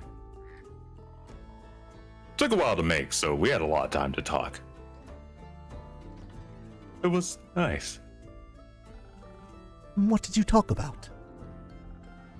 Friendship bracelets, I hope? Not quite. Many things. Like, I thought it'd be fun to make her niece one of my little dolls my granny taught me how to make. The ones with the flower dresses and mini hexes. I don't have any siblings or cousins, but Tia said she's gonna make the little star lamps for my parents' garden. Is that so? He offered to cook for my family. And I can't offer to cook for his. My cooking skills are unimportant to my destiny. But I thought if I were to visit, it would be appropriate to bring some sort of thank you gift. And who wouldn't want some stars in their garden? Especially now. That sounds lovely. Have you ever visited the Highlands before? No, not thus far. Though I have always wanted to. Our snow dragon building competitions are famous. I've never heard of those. Oh. But they do sound intriguing. When I was young, one of my favorite stories the Elysian told me was that of the ever-burning flame. It is said to have been a gift from Leviathan to the first mortal. Along with it, he bestowed the power of the elemental manipulation upon his chosen. I vaguely recall there being another version where one of his guardians stole the flame from him instead. Blasphemous heresy is all that is. We should be thankful for the gifts he had given us. I've always wanted to pay my respects to the flame. And it just happens to still be burning in an ancient temple in the Highland. Alright, so since Color's not here, I'm gonna re-say it, but the ever-burning flame, I'm like, yo, Octopath reference? Keeping the hope of Asteria alive for eternity. So I'm looking forward to seeing it in person sooner rather than later. And with a local guide, no less. I've never visited before either, but once I went to the Autumn Glow Festival in Verica, you can see the temples from there. The Autumn Glow Festival? What's that about? I'm sure he can tell you all about it another time. Please, let's get back to the quest. I have one more question. Oh my. Fine. One more. What is your favorite color?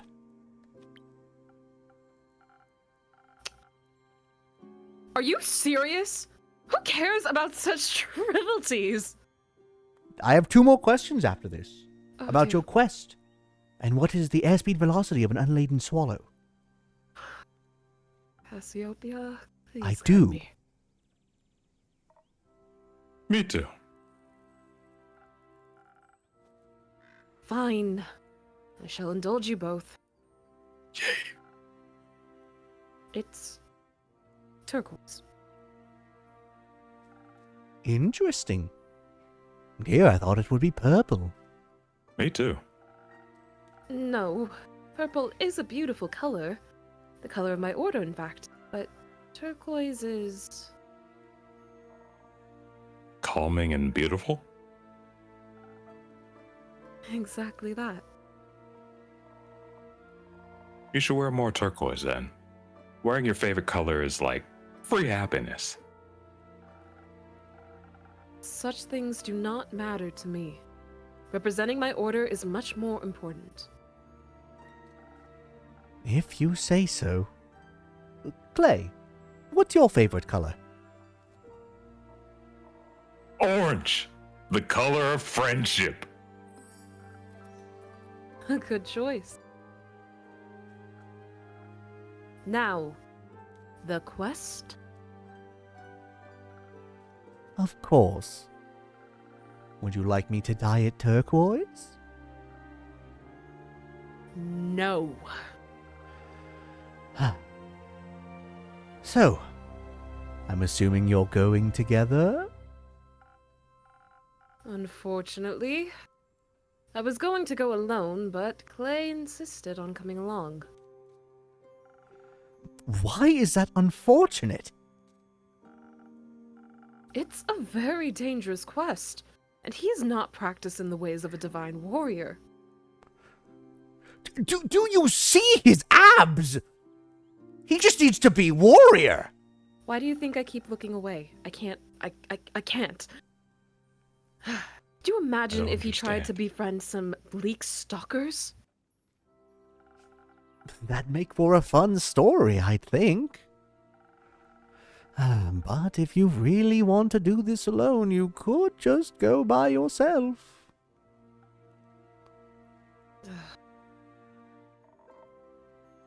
Who would make her soup then? Exactly. God, I fucking love you. And I love soup. Ah, yes, that Me too. makes sense. Plus, I need to meet those bleak stalkers. I've never seen any before, and I can't wait to find out what they like to eat. Maybe it's soup. You! They like to eat you! Only if they're hungry. Could you at least try to be reasonable? I am. Local creatures can be very helpful. I know they can be dangerous too. Of course, it's important to have your guard up so you can defend yourself if they're scared. Generally, if you approach anything non-violently, they'll like you more. Maybe the Innkeeper can give us some extra charisma too, so that we can convince him to help us out. I could. I could offer you some honey flowers as well. They can be very inspiring, even to bleak stalkers.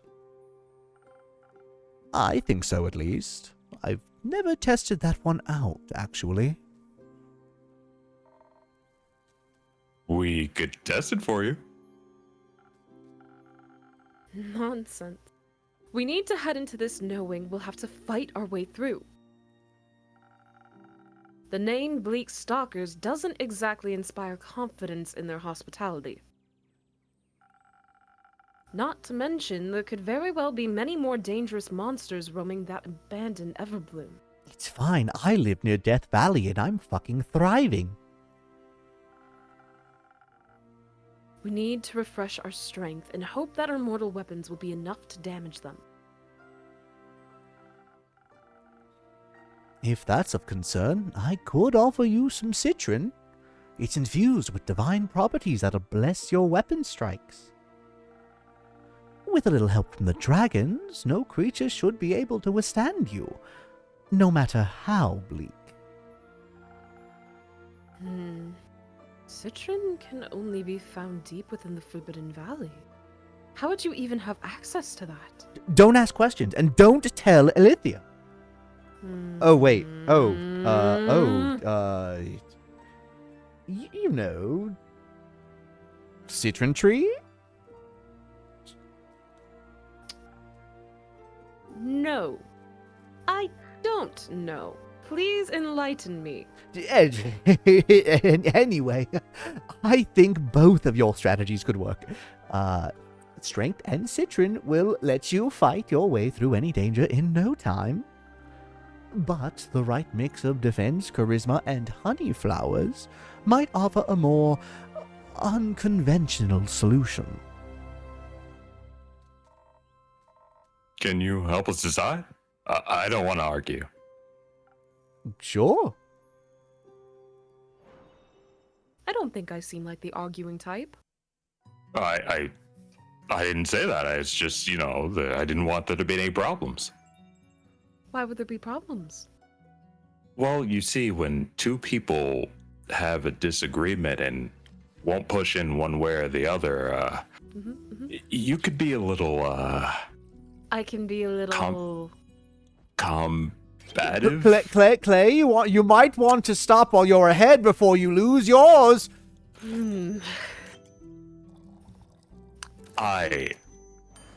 Well, look at that. Look at this drink that I just finished. Hey. I would love to hear the story about you befriending those bleak stalkers. Or, at the very least, how their teeth were no match against your armor or your pecs. Plus, this worked out for you well last time, dear. Let's hope I'll be lucky again. Fine. I trust your judgment, Innkeeper. Good. You should. Thank you for all your help, Innkeeper. But we should get going now. Indeed. Wait. Why are you in such a hurry? Yesterday I met Fable at the farmer's market, and they helped me pick out the right vegetables for the soup. And then they invited me to their barbecue on the 31st of Cassiopeia. So we need to make it back in time for that.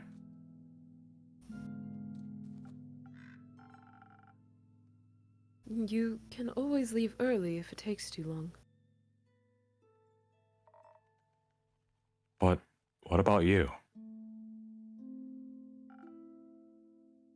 What about me? You're also coming. I have to work. You also have to eat. Saving the world is bound to make you hungry. And you're not yourself when you're hungry. Have a Snickers. I mean, you might even have fun. Who knows? I will consider it. Let's hurry then. Let's. Innkeeper, Can you let Fable know we'll be back in time? Of course. I'll let them know as soon as they grace my tavern with their presence again. Oh, yeah. Grace should know, too. I think she's bringing her famous fortune nuggets. Oh, she's bringing nuggies. I do love those. I'll tell her as well.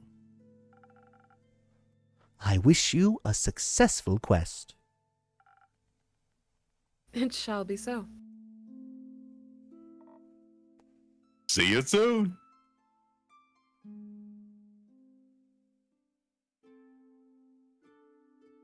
Oh, what do we have this afternoon? Greetings, Innkeeper. Ah, hello, Archie. Good to see you again. It's always a delight to be here. It makes me feel like I'm part of something bigger already. I'm glad to hear that. Speaking of which, were you able to help those farmers out? Oh, yes. Talking to Fable was truly inspiring. They were so right. The farmers really had no interest in gold or other riches. So instead, I helped them with reconstructing their land, barns, houses, the like, with my own 2 hands. I even got some blisters from it. Remnants of my first ever heroic deed. Very exciting and painful. Now that I think about it, do you have a recipe for a drink that could help me out in this specific situation? I want to be able to help every single farmer with ease. I want to lift the heaviest logs and steel myself for the most stubborn splinters. You're right. A drink like that is still missing from my recipe book. Let me think of something. Oh, thank you dearly. I'm sure you'll do great. When I was making my way to your tavern, I walked past an astounding duo of adventurers. A stunning seraph and a massive, absolutely stunningly large half-giant. They were so... Oh, that's you. utterly I'm so I'm impressive. sorry. I'm excited. No, it's all... I agree. They are. I aspire to be like them someday. It feels like I'm in a book, like I delved headfirst into one of the stories on my bookshelf. Magic and adventures surrounding me with every step, and unknown lurking dangers in the shadows. This is all so exciting. But now I'm just daydreaming. Originally, I came here seeking one of your magical drinks. Of course. What would you like?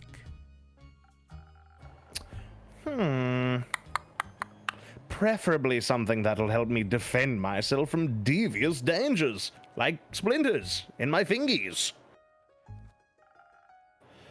The drink I had last time did... well, I presume it did something, but those splinters were a real nuisance, I tell you that. I got you. Don't worry. Also, that ad-lib on the tongue click was genius. Oh, that was so good. Also, yeah, Matcha, consider that offer accepted on my end. Oh my god, that'd be fun. Let's see here. What do I have for you? A frosted lagoon with a frozen pine cone, because we need all the defense as somebody who religiously tries to avoid blisters. A little bit of that. I believe it's one more. It's true, they hurt. They hurt a lot. So badly. The worst pain I've ever felt in my entire life. I think I've only ever had one blister in my life, and that was like when I started doing drumming, and that's the whole reason why I will always use drumming gloves now, because it was a big one, but it was not a good time. Anyway, Frosted Lagoon frozen pine cone.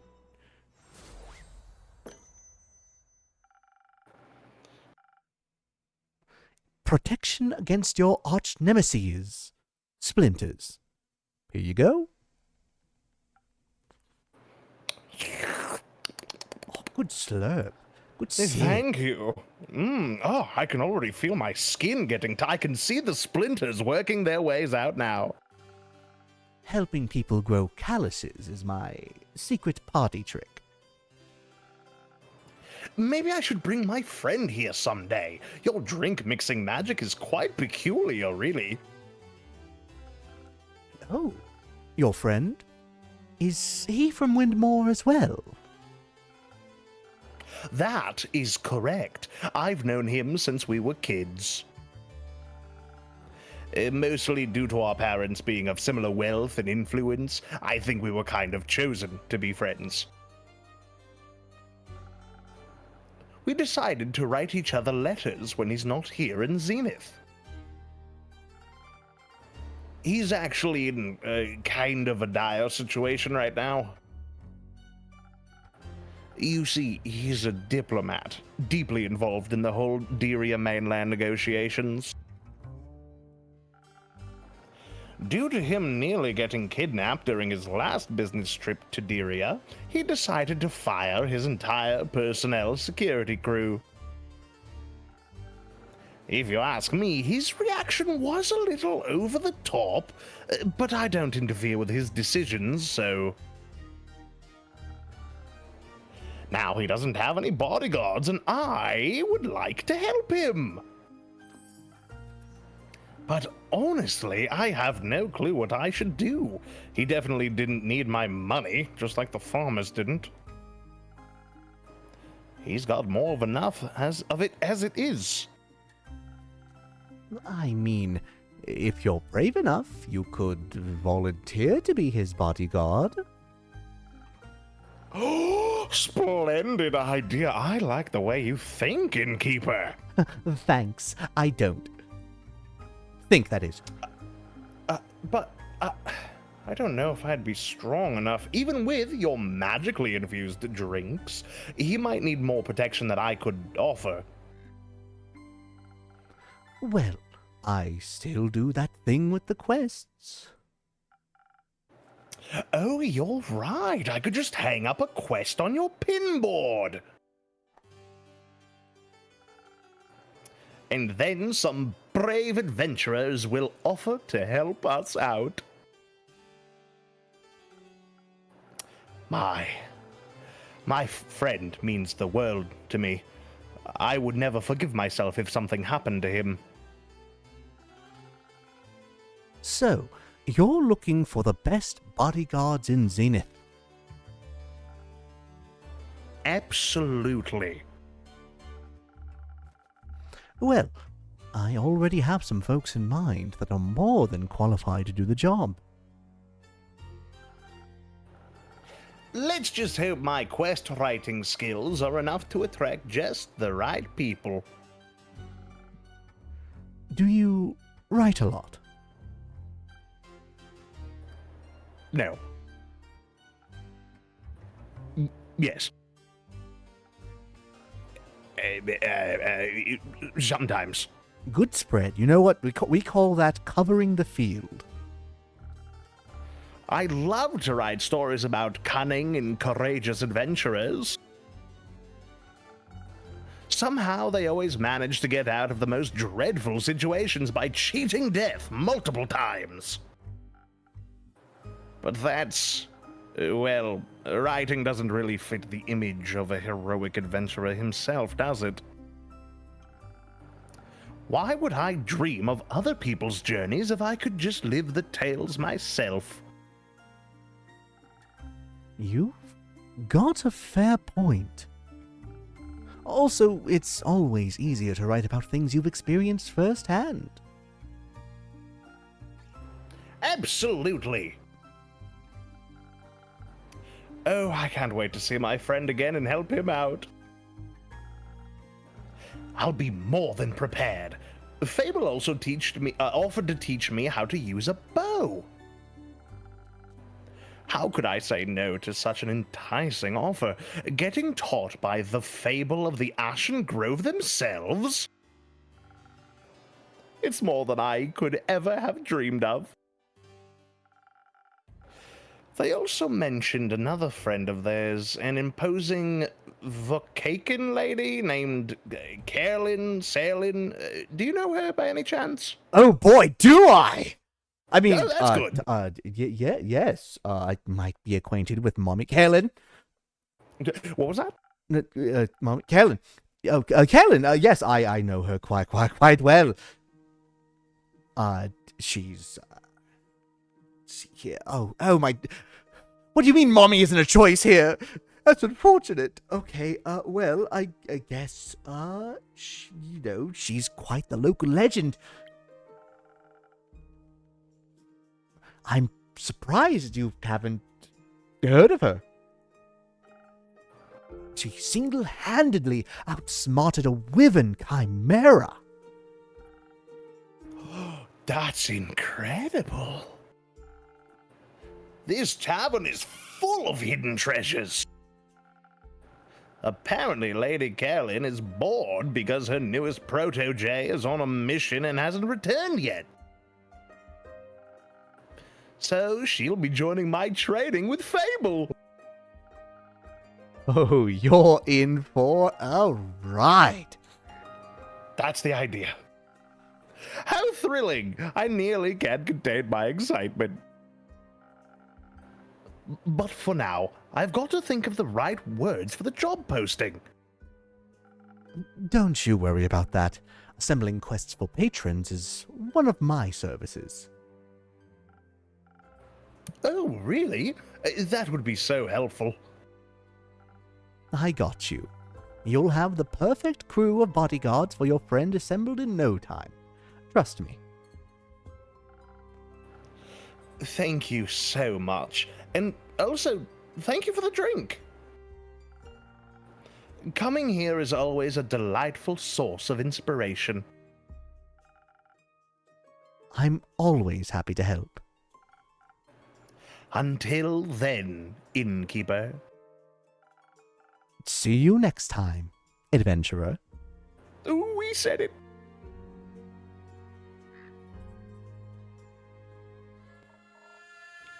Hey, how's it going? Hello, come on in. This is a cute little tavern, I'm not gonna lie. Wasn't that convinced from the outside, but the interior is really adorable. I'm glad. Are you accustomed to more opulent exteriors? Oh, for sure. But I do enjoy the cozy feeling of a simple tavern. You know, it's good being away from the hustle and bustle of the big city sometimes. I get that. Are you new in town? I am. How'd you know? It's been a while since I last saw a phantasm around here, that's all. I just took a guess. Ah, I see. I came here straight from the capital. Just needed a moment to breathe. You get me? Oh, I do. That's why I settled here, on the outskirts of Zenith. This town is big enough for me to never run out of work, but small enough to not feel overwhelmed. Yeah, exactly. So, you run this business, Innkeep? Correct. Just me, my familiar, and this tavern. Oh, and all the regulars that come here, of course. Of course. And with whom do I have the pleasure today? Perhaps one of my next regulars? Who knows? Maybe. The name's Voyage, but you may call me Voy. I'll call you many things. All right, Voy. Got it. What can I do for you today?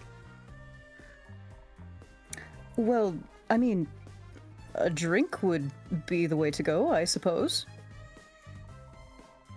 Wait, don't tell me you haven't heard of me? Of course I have. Just now. Your Voy, the famous bard. Traveling the lands, stealing hearts, captivating everyone with your voice, music, and good looks. I doubt there's anyone who hasn't at least heard your name before, even here in Zenith. Oh.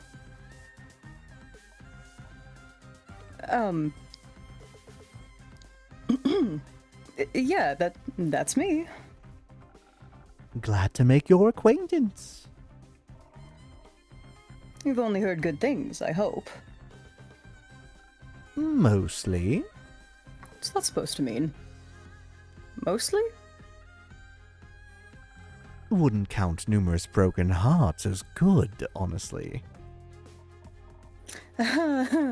Yeah, that's true. But I can't help it. Everyone seems to just magically fall in love with me.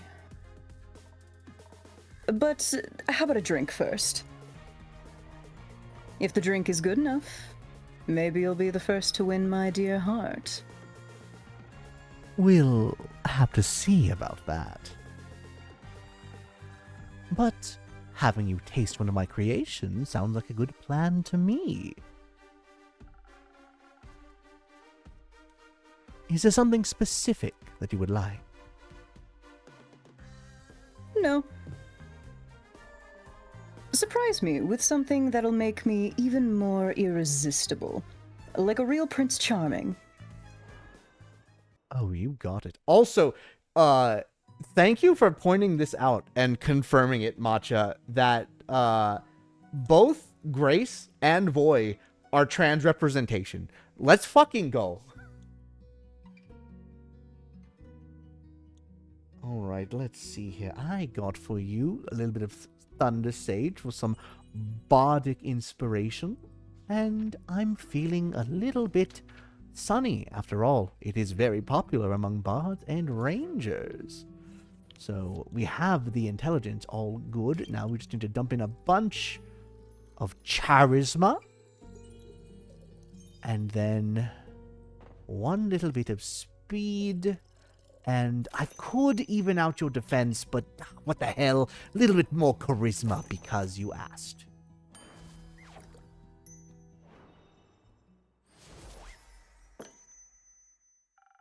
May this drink give you an untwistable silver tongue.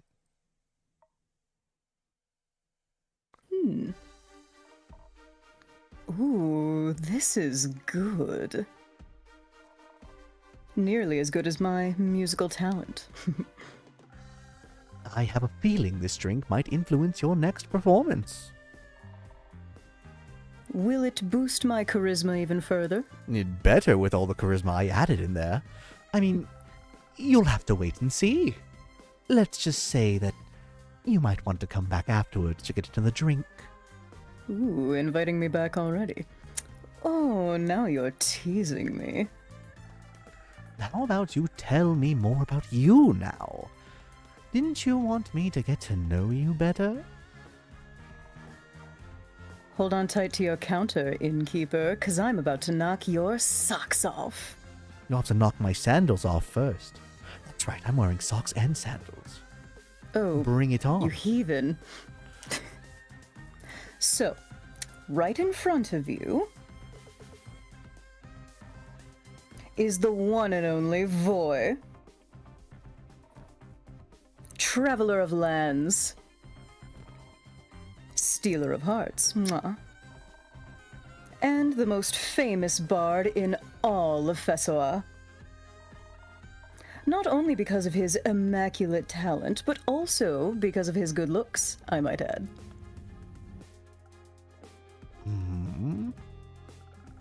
I'm fairly impressed. Of course you are.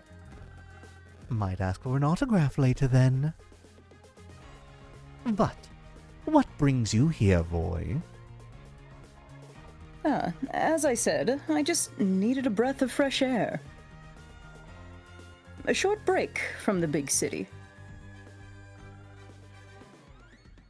Is it hard being famous?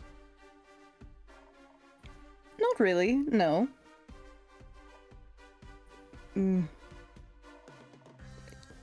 Maybe a little bit, sometimes. But making music and performing is my job, and I absolutely love it. So, it's not a big deal, really. It just makes me cherish the quieter moments. Makes sense to me. Would it be cool if I kept you and your little familiar company for a bit? Absolutely. Make yourself at home. Nice.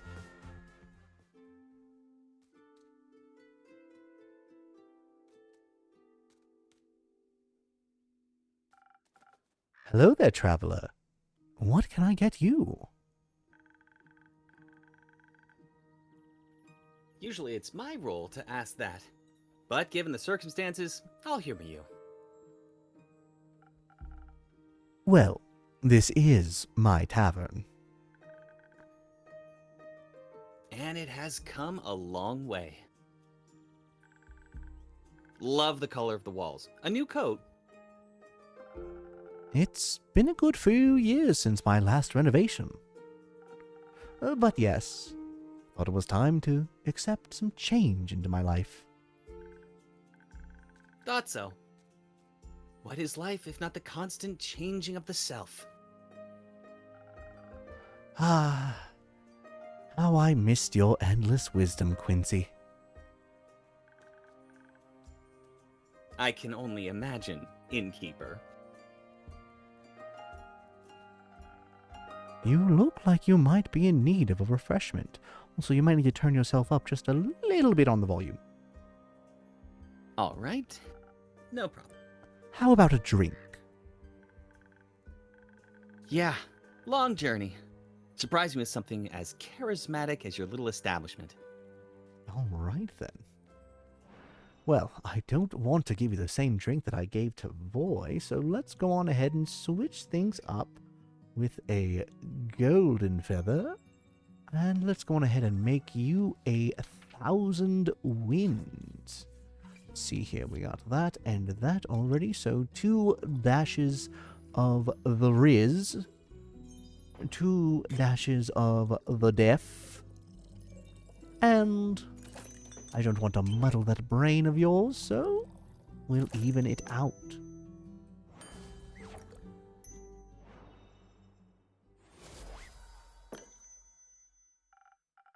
Here you go. Liquid Charisma. My specialty.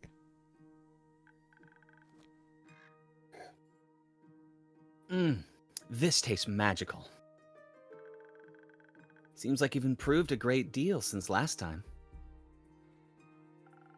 Practice makes perfect, after all. Indeed. So, what brings you to this corner of the world? I'm looking for the feathers of a peculiar little bird. They're said to only reside in this neighborhood. Or continent, rather. What bird?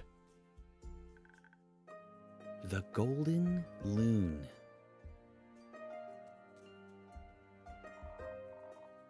I didn't mean to eavesdrop, but the golden loon? They're quite beautiful to behold. If I were you, I'd look for them near a big lake. That's where they usually hang out. I'd look for them a little bit closer because you just sipped one! that's the exact reason why I put it in his drink. Be like, you're not going to believe this, but only in Phesoa. Hence, why I came all this way. Oh, plumage of gold, glistening in lights of day, a traveler's bold. That would be a very poetic way to greet them. Tell that to the stupid Song of Vigor Guild. I didn't like it? Nah, I don't like anything that isn't mainstream. Like subtext. But isn't that what lyrical works are all about? Pouring your heart and soul into something for others to take in? And only if you push away the layers and read between the lines will you find the true meaning. Exactly my thinking. It's just that now I'm afraid that they'd laugh at me. Or remember me as the bard without a heart. All because they don't understand. You know, there's nothing wrong with being afraid. Fear can sometimes keep us safe from danger. But something to keep in mind is that fear does not stop death. It stops life. Do you enjoy your art? Yeah, and I want others to enjoy it too. I, for one, greatly enjoyed your Golden Loon haiku. Me too. Aw, Innkeeper, thank you.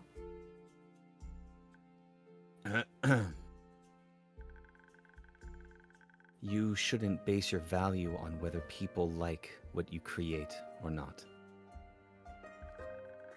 There'll always be those who don't get it and those who find themselves in it.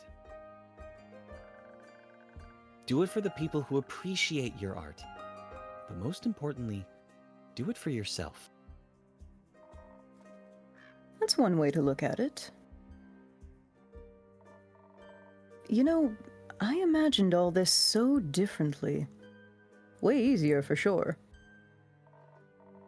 Moving from Trigarin, the smallest of towns, to the big city, I'd always dreamt of joining the SOV Guild. And then they promptly rejected me. But I'm a voyage, and I don't give up because of things like that. I don't need a guild to get out there and share my music. All I need is me and my Hegum. By the way, just gonna break kayfabe again. I believe the Tavern Talk Twitter account actually recently shared a small video of the person who recorded the Hegum tracks in this game, and it's really cool to behold because the Hegum is literally in Voyage's theme. It's so beautiful. It's wonderful. That's right. I've seen many people spend too much time giving attention to those who will never understand them. My 2 cents? Live for what you believe in, and allow others to make their own decisions. That's what I'm doing. Well, do it more. And that's great. But, unfortunately, I have to leave now. Gotta find those loons before I get dark. It was nice having you around, Quincy. Until next time. And don't forget, take care of yourself, Innkeeper. And be safe out there, Voyage. That's what I've been saying to everybody, including me today, but nobody listens. Including you. You're right, I need to listen to myself better. You too.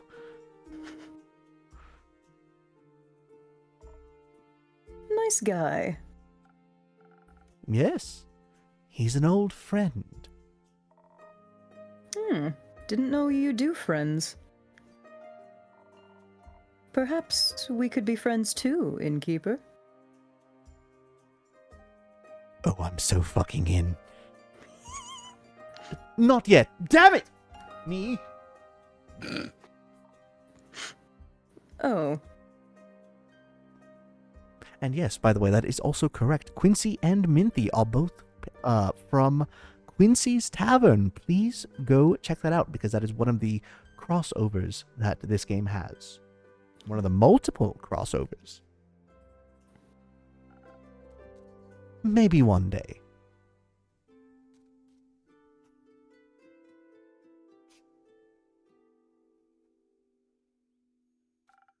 Welcome back.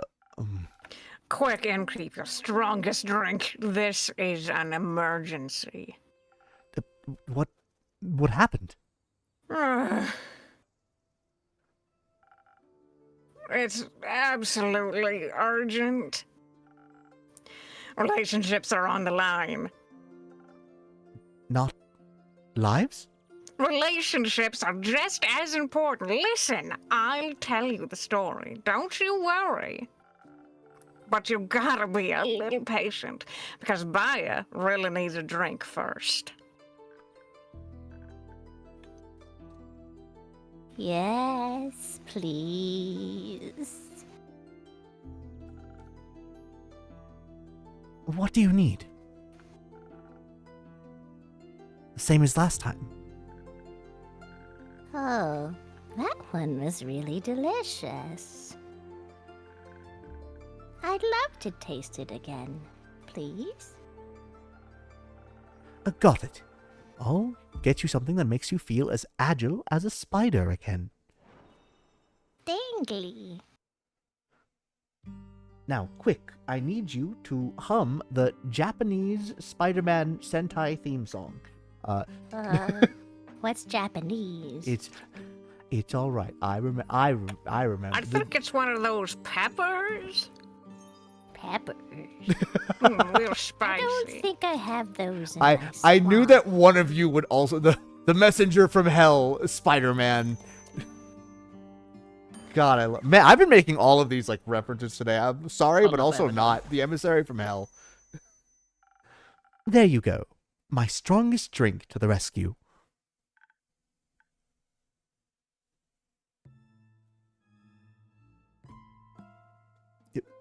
Baya? She's a little lost in the sauce. I gotta give her a minute. Thank you. This is...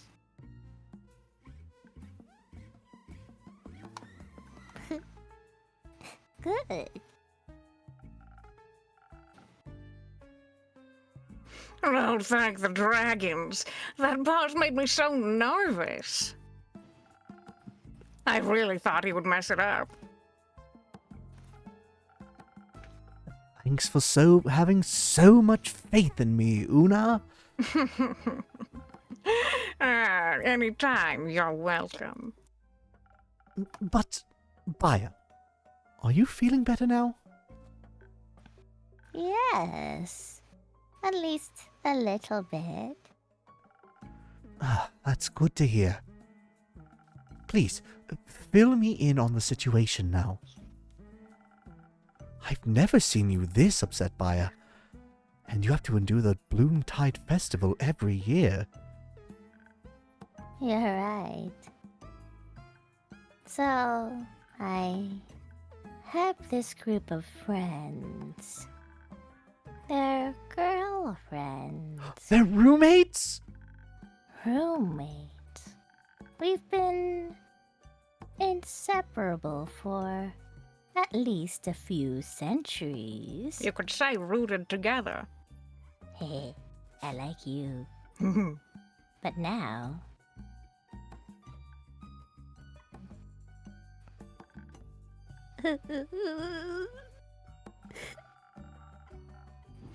Very insensitive to ask an emotionally vulnerable and sweet girl what's troubling her, Innkeeper. I'm sorry. I didn't mean to be rude. It's 'cause you don't think.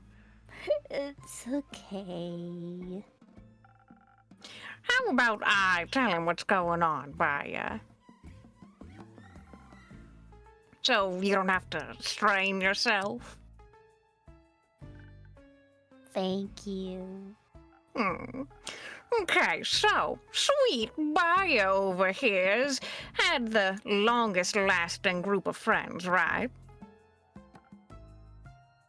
Right.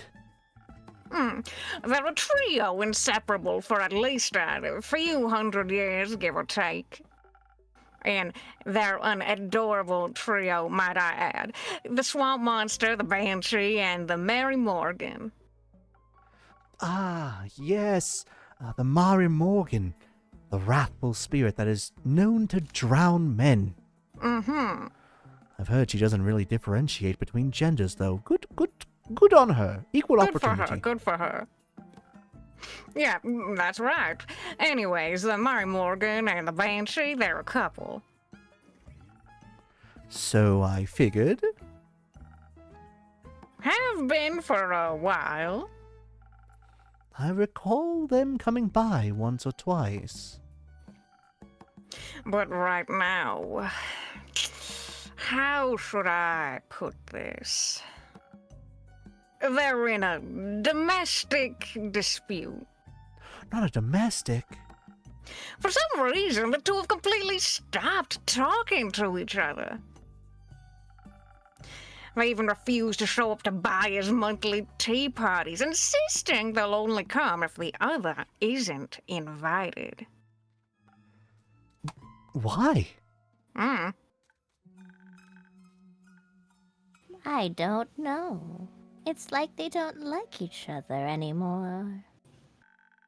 And soon, they won't like me anymore either. It does smell like a breakup. Let's not catastrophize. I don't want my friend group to fall apart. People have always left me because I scare them. I don't want them to leave me too. Now, I'm sure they won't. Say something, Innkeeper.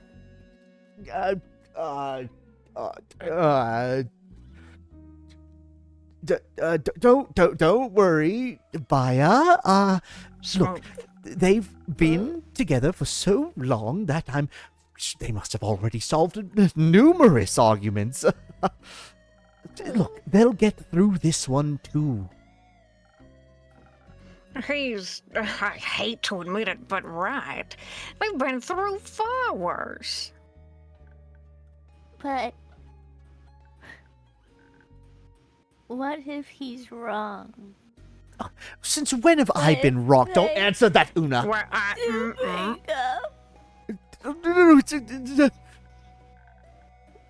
What if I really leave me?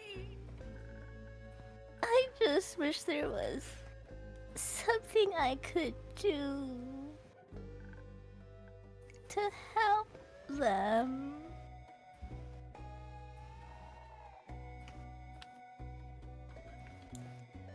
If I might just add my 2 cents real quick. Hi, I'm Voy. That's short for Voyage. You might have heard of me before. I'm pretty famous.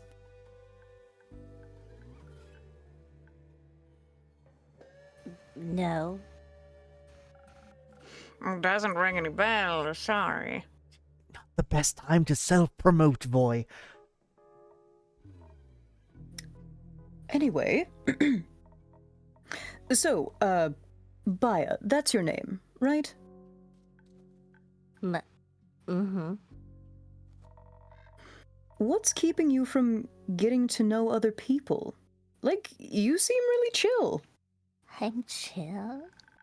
Well, usually everyone's afraid of me. But the Innkeeper has always been so nice to me. I trust them. And I've known Una for a while now. Didn't she pick endangered flowers from your backyard last time you met? Yes. That's right, I'm ratting on you. The bouquet was really cute. She's a girl's girl, Innkeep. I know, right? You meet a lot of people when you travel across the land, looking for potential clients and work. And honestly, I've seen stranger creatures than her in my years as an adventurer. But I is also really cute under all that moss and kelp. Oh. Shush. I mean, you might look a little terrifying, that's true. But maybe you just have to figure out how to get through to people. I'm sure they'd want to be your friends.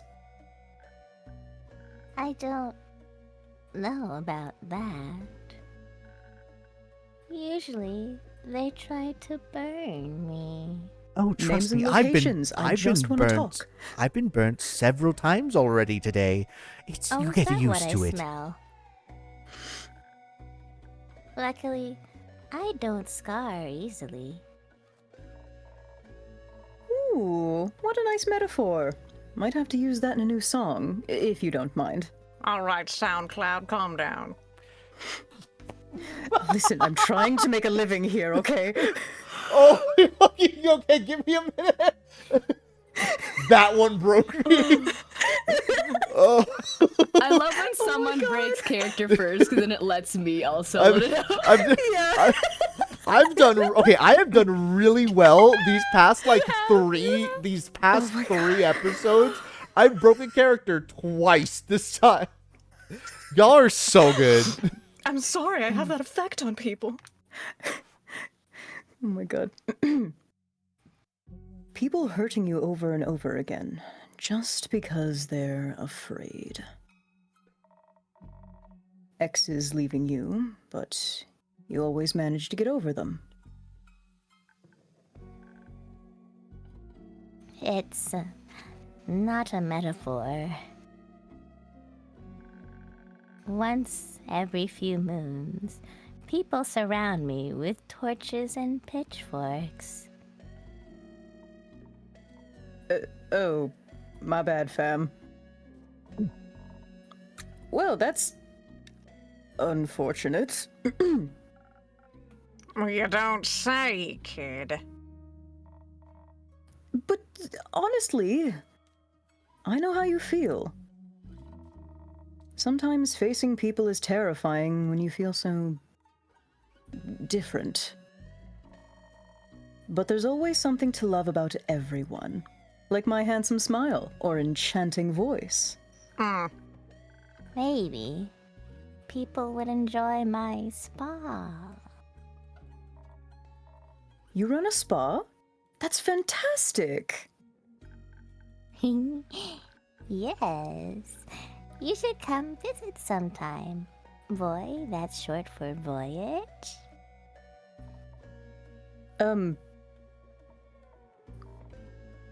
Just Voy is fine. Do you want to come too, Una? I'd love to, yes. There's nothing more soothing for old bones than a nice warm swamp bath.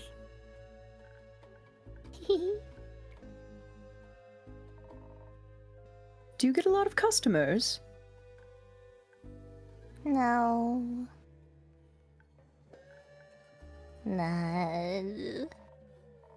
Maybe I can change that. Let me advertise your spa at my next performance. I would love that. Thank you. No worries, Baya. But let's get back to your girlfriends. Innkeep, don't you know someone that could help them out? The situation is kinda tricky.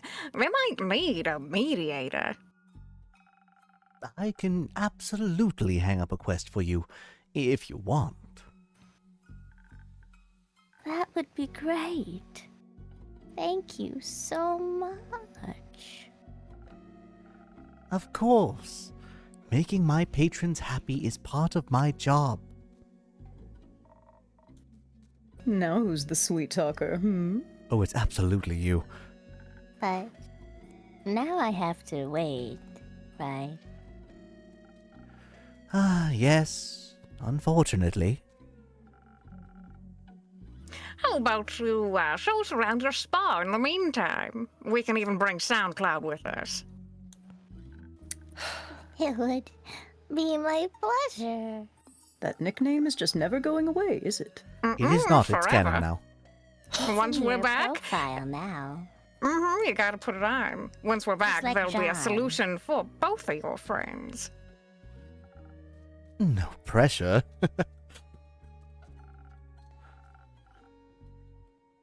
There's a millennium-long relationship on the line. Remember that. Absolutely no pressure. Mm. I'll see what I can do. Thank you. See you then, Innkeep. Yeah, see ya. Oh, I can't wait to feel how smooth my skin is after a mud mask. You think I can take my crochet hook in with me?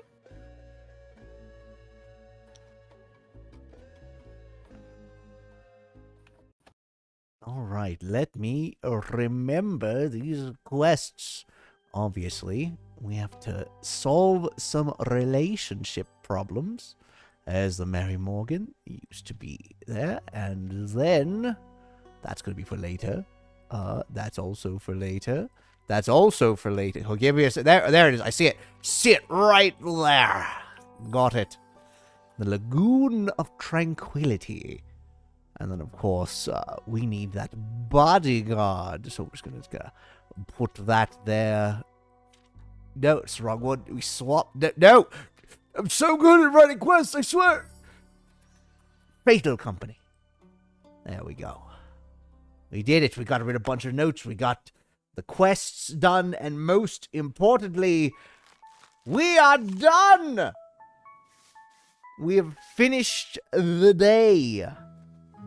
Good job. Round of applause, Oh my everyone. god, does that mean we can come off of mute now? You can come off of mute now. We've did it. Freedom. Freedom to breathe. Good job, everybody.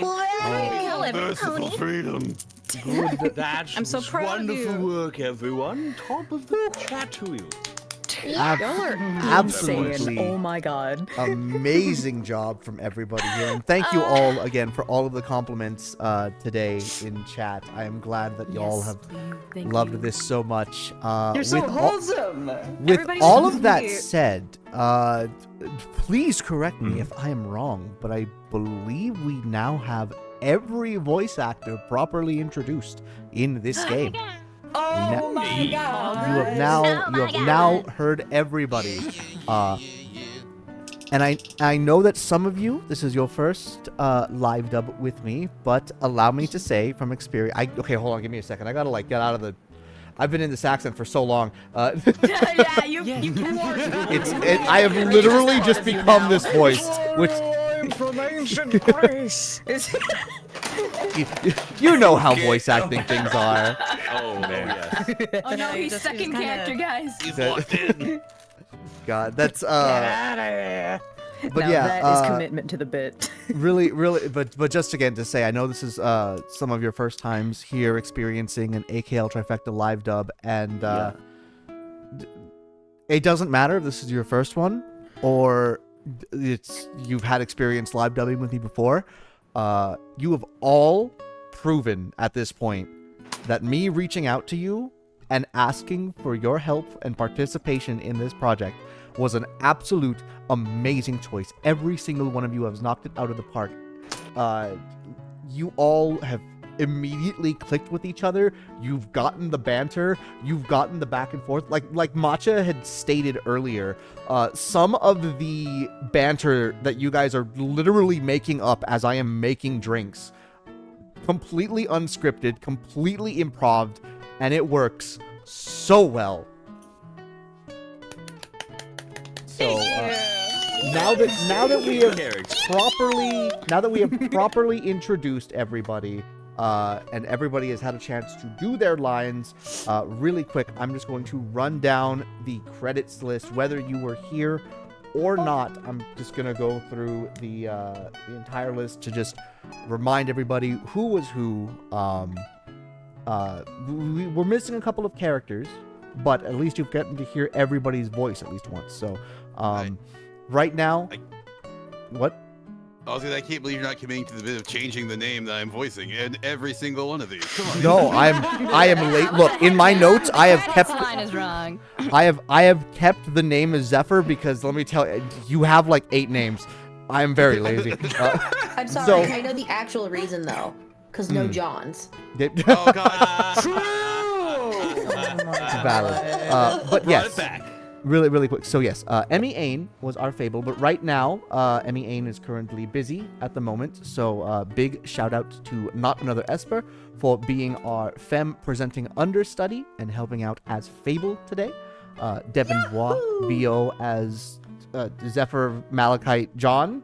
Blaze. Blaze. I am not going to remember all these names, so I'm going to call you Big Z. Oh my god, surf's up! Holy shit. Oh my god. You did not get to hear her today, but Equinox VO in the chat is our Carolyn, and again, mommy. Sorry, mommy, mommy, sorry, mommy, sorry. Zach Ali VO is our Kyle, our wonderful vampire. Color Brews is our super tough as nails Rhea. Tez is our Jade, Tenny Princess. Maybe Mochas is both our Elithia and our Chrissy. I went back into the voice. I just realized. I thought that was intentional. No, it wasn't. It wasn't intentional. It's taking over. It's just. It's. You know what? I'm not. I'm just. We're just gonna continue on in character. It adds to the ambiance. You're fine. Can't stop, won't stop. Crash Star VT as our Iniko, Scott, and Quasar, who we haven't seen, but you will soon enough. Mayu Yumemi as the wonderful Melly, Imbario as our Hexagon, Steelhelm as both our Scully and Quincy, Calicors as our Archie today. Love Archie. Maya Tsumi as our Minthy and our Baya today. Whatchamacallit as our Una and our eventual Polly. You'll see that soon. Crossing Fate as our. Sorry, I was mixing Crossing Fate as our Claymore. EB Games as our Grace, and last but definitely not least, Plague Puppy as our Voyage. Aww. SoundCloud, let's go. SoundCloud, yeah, way to go, SoundCloud. It's not It's totally canon. It is 100%. Okay, that took too me good for hours to sleep. I'm so glad. I'll be in my trailer. So much, everybody. Alrighty, so I have said this before, but every single one of these people is a content creator on Twitch. Please go check out their channels. Please go check them out. They make amazing content. They have wonderful voices. And Give me the links right now. I need to follow every single one of you. I'll do it again. I'll hit it again. I'm There not you a go. VTuber. I'll stand by that. You're a B tuber. The B stands for baked goods. Time. A baked tuber. Hey, No. That's a totally different kind of stream. Join us, Imbario. Join Alrighty. us. So One of us. really quick. So One of while us. I will let you all. I'm gonna dip away from the chat really quick so that I can finish my outro and whatnot. Oh my God, he's gonna and then dip. I'll jump back in afterwards for post stream celebrations and whatnot. But yeah, I do have some small little announcements to announce. So I will see y'all a little bit after stream. If you have to dip now, voice actors, once again, thank you so much for all of your help and participation. And again, amazing work. I cannot thank you enough. All of you are doing absolutely amazing. So with that, we bid the tavern adieu. And I will get Bye-bye. into Bye-bye. Thank you so much for having us. Seriously. Hello, and thank you so much for watching episode 3 of our AKLyte Livedub of the indie game Tavern Talk.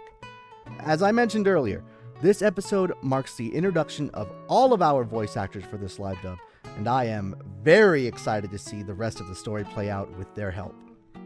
What's more is, if I've timed this correctly, and I'm pretty sure I have, this video should be going up on the day that we have our 4th live stream for this game, which means after watching this video, if you are early enough, you could catch up by checking out the live stream later today at 5 p.m. Pacific.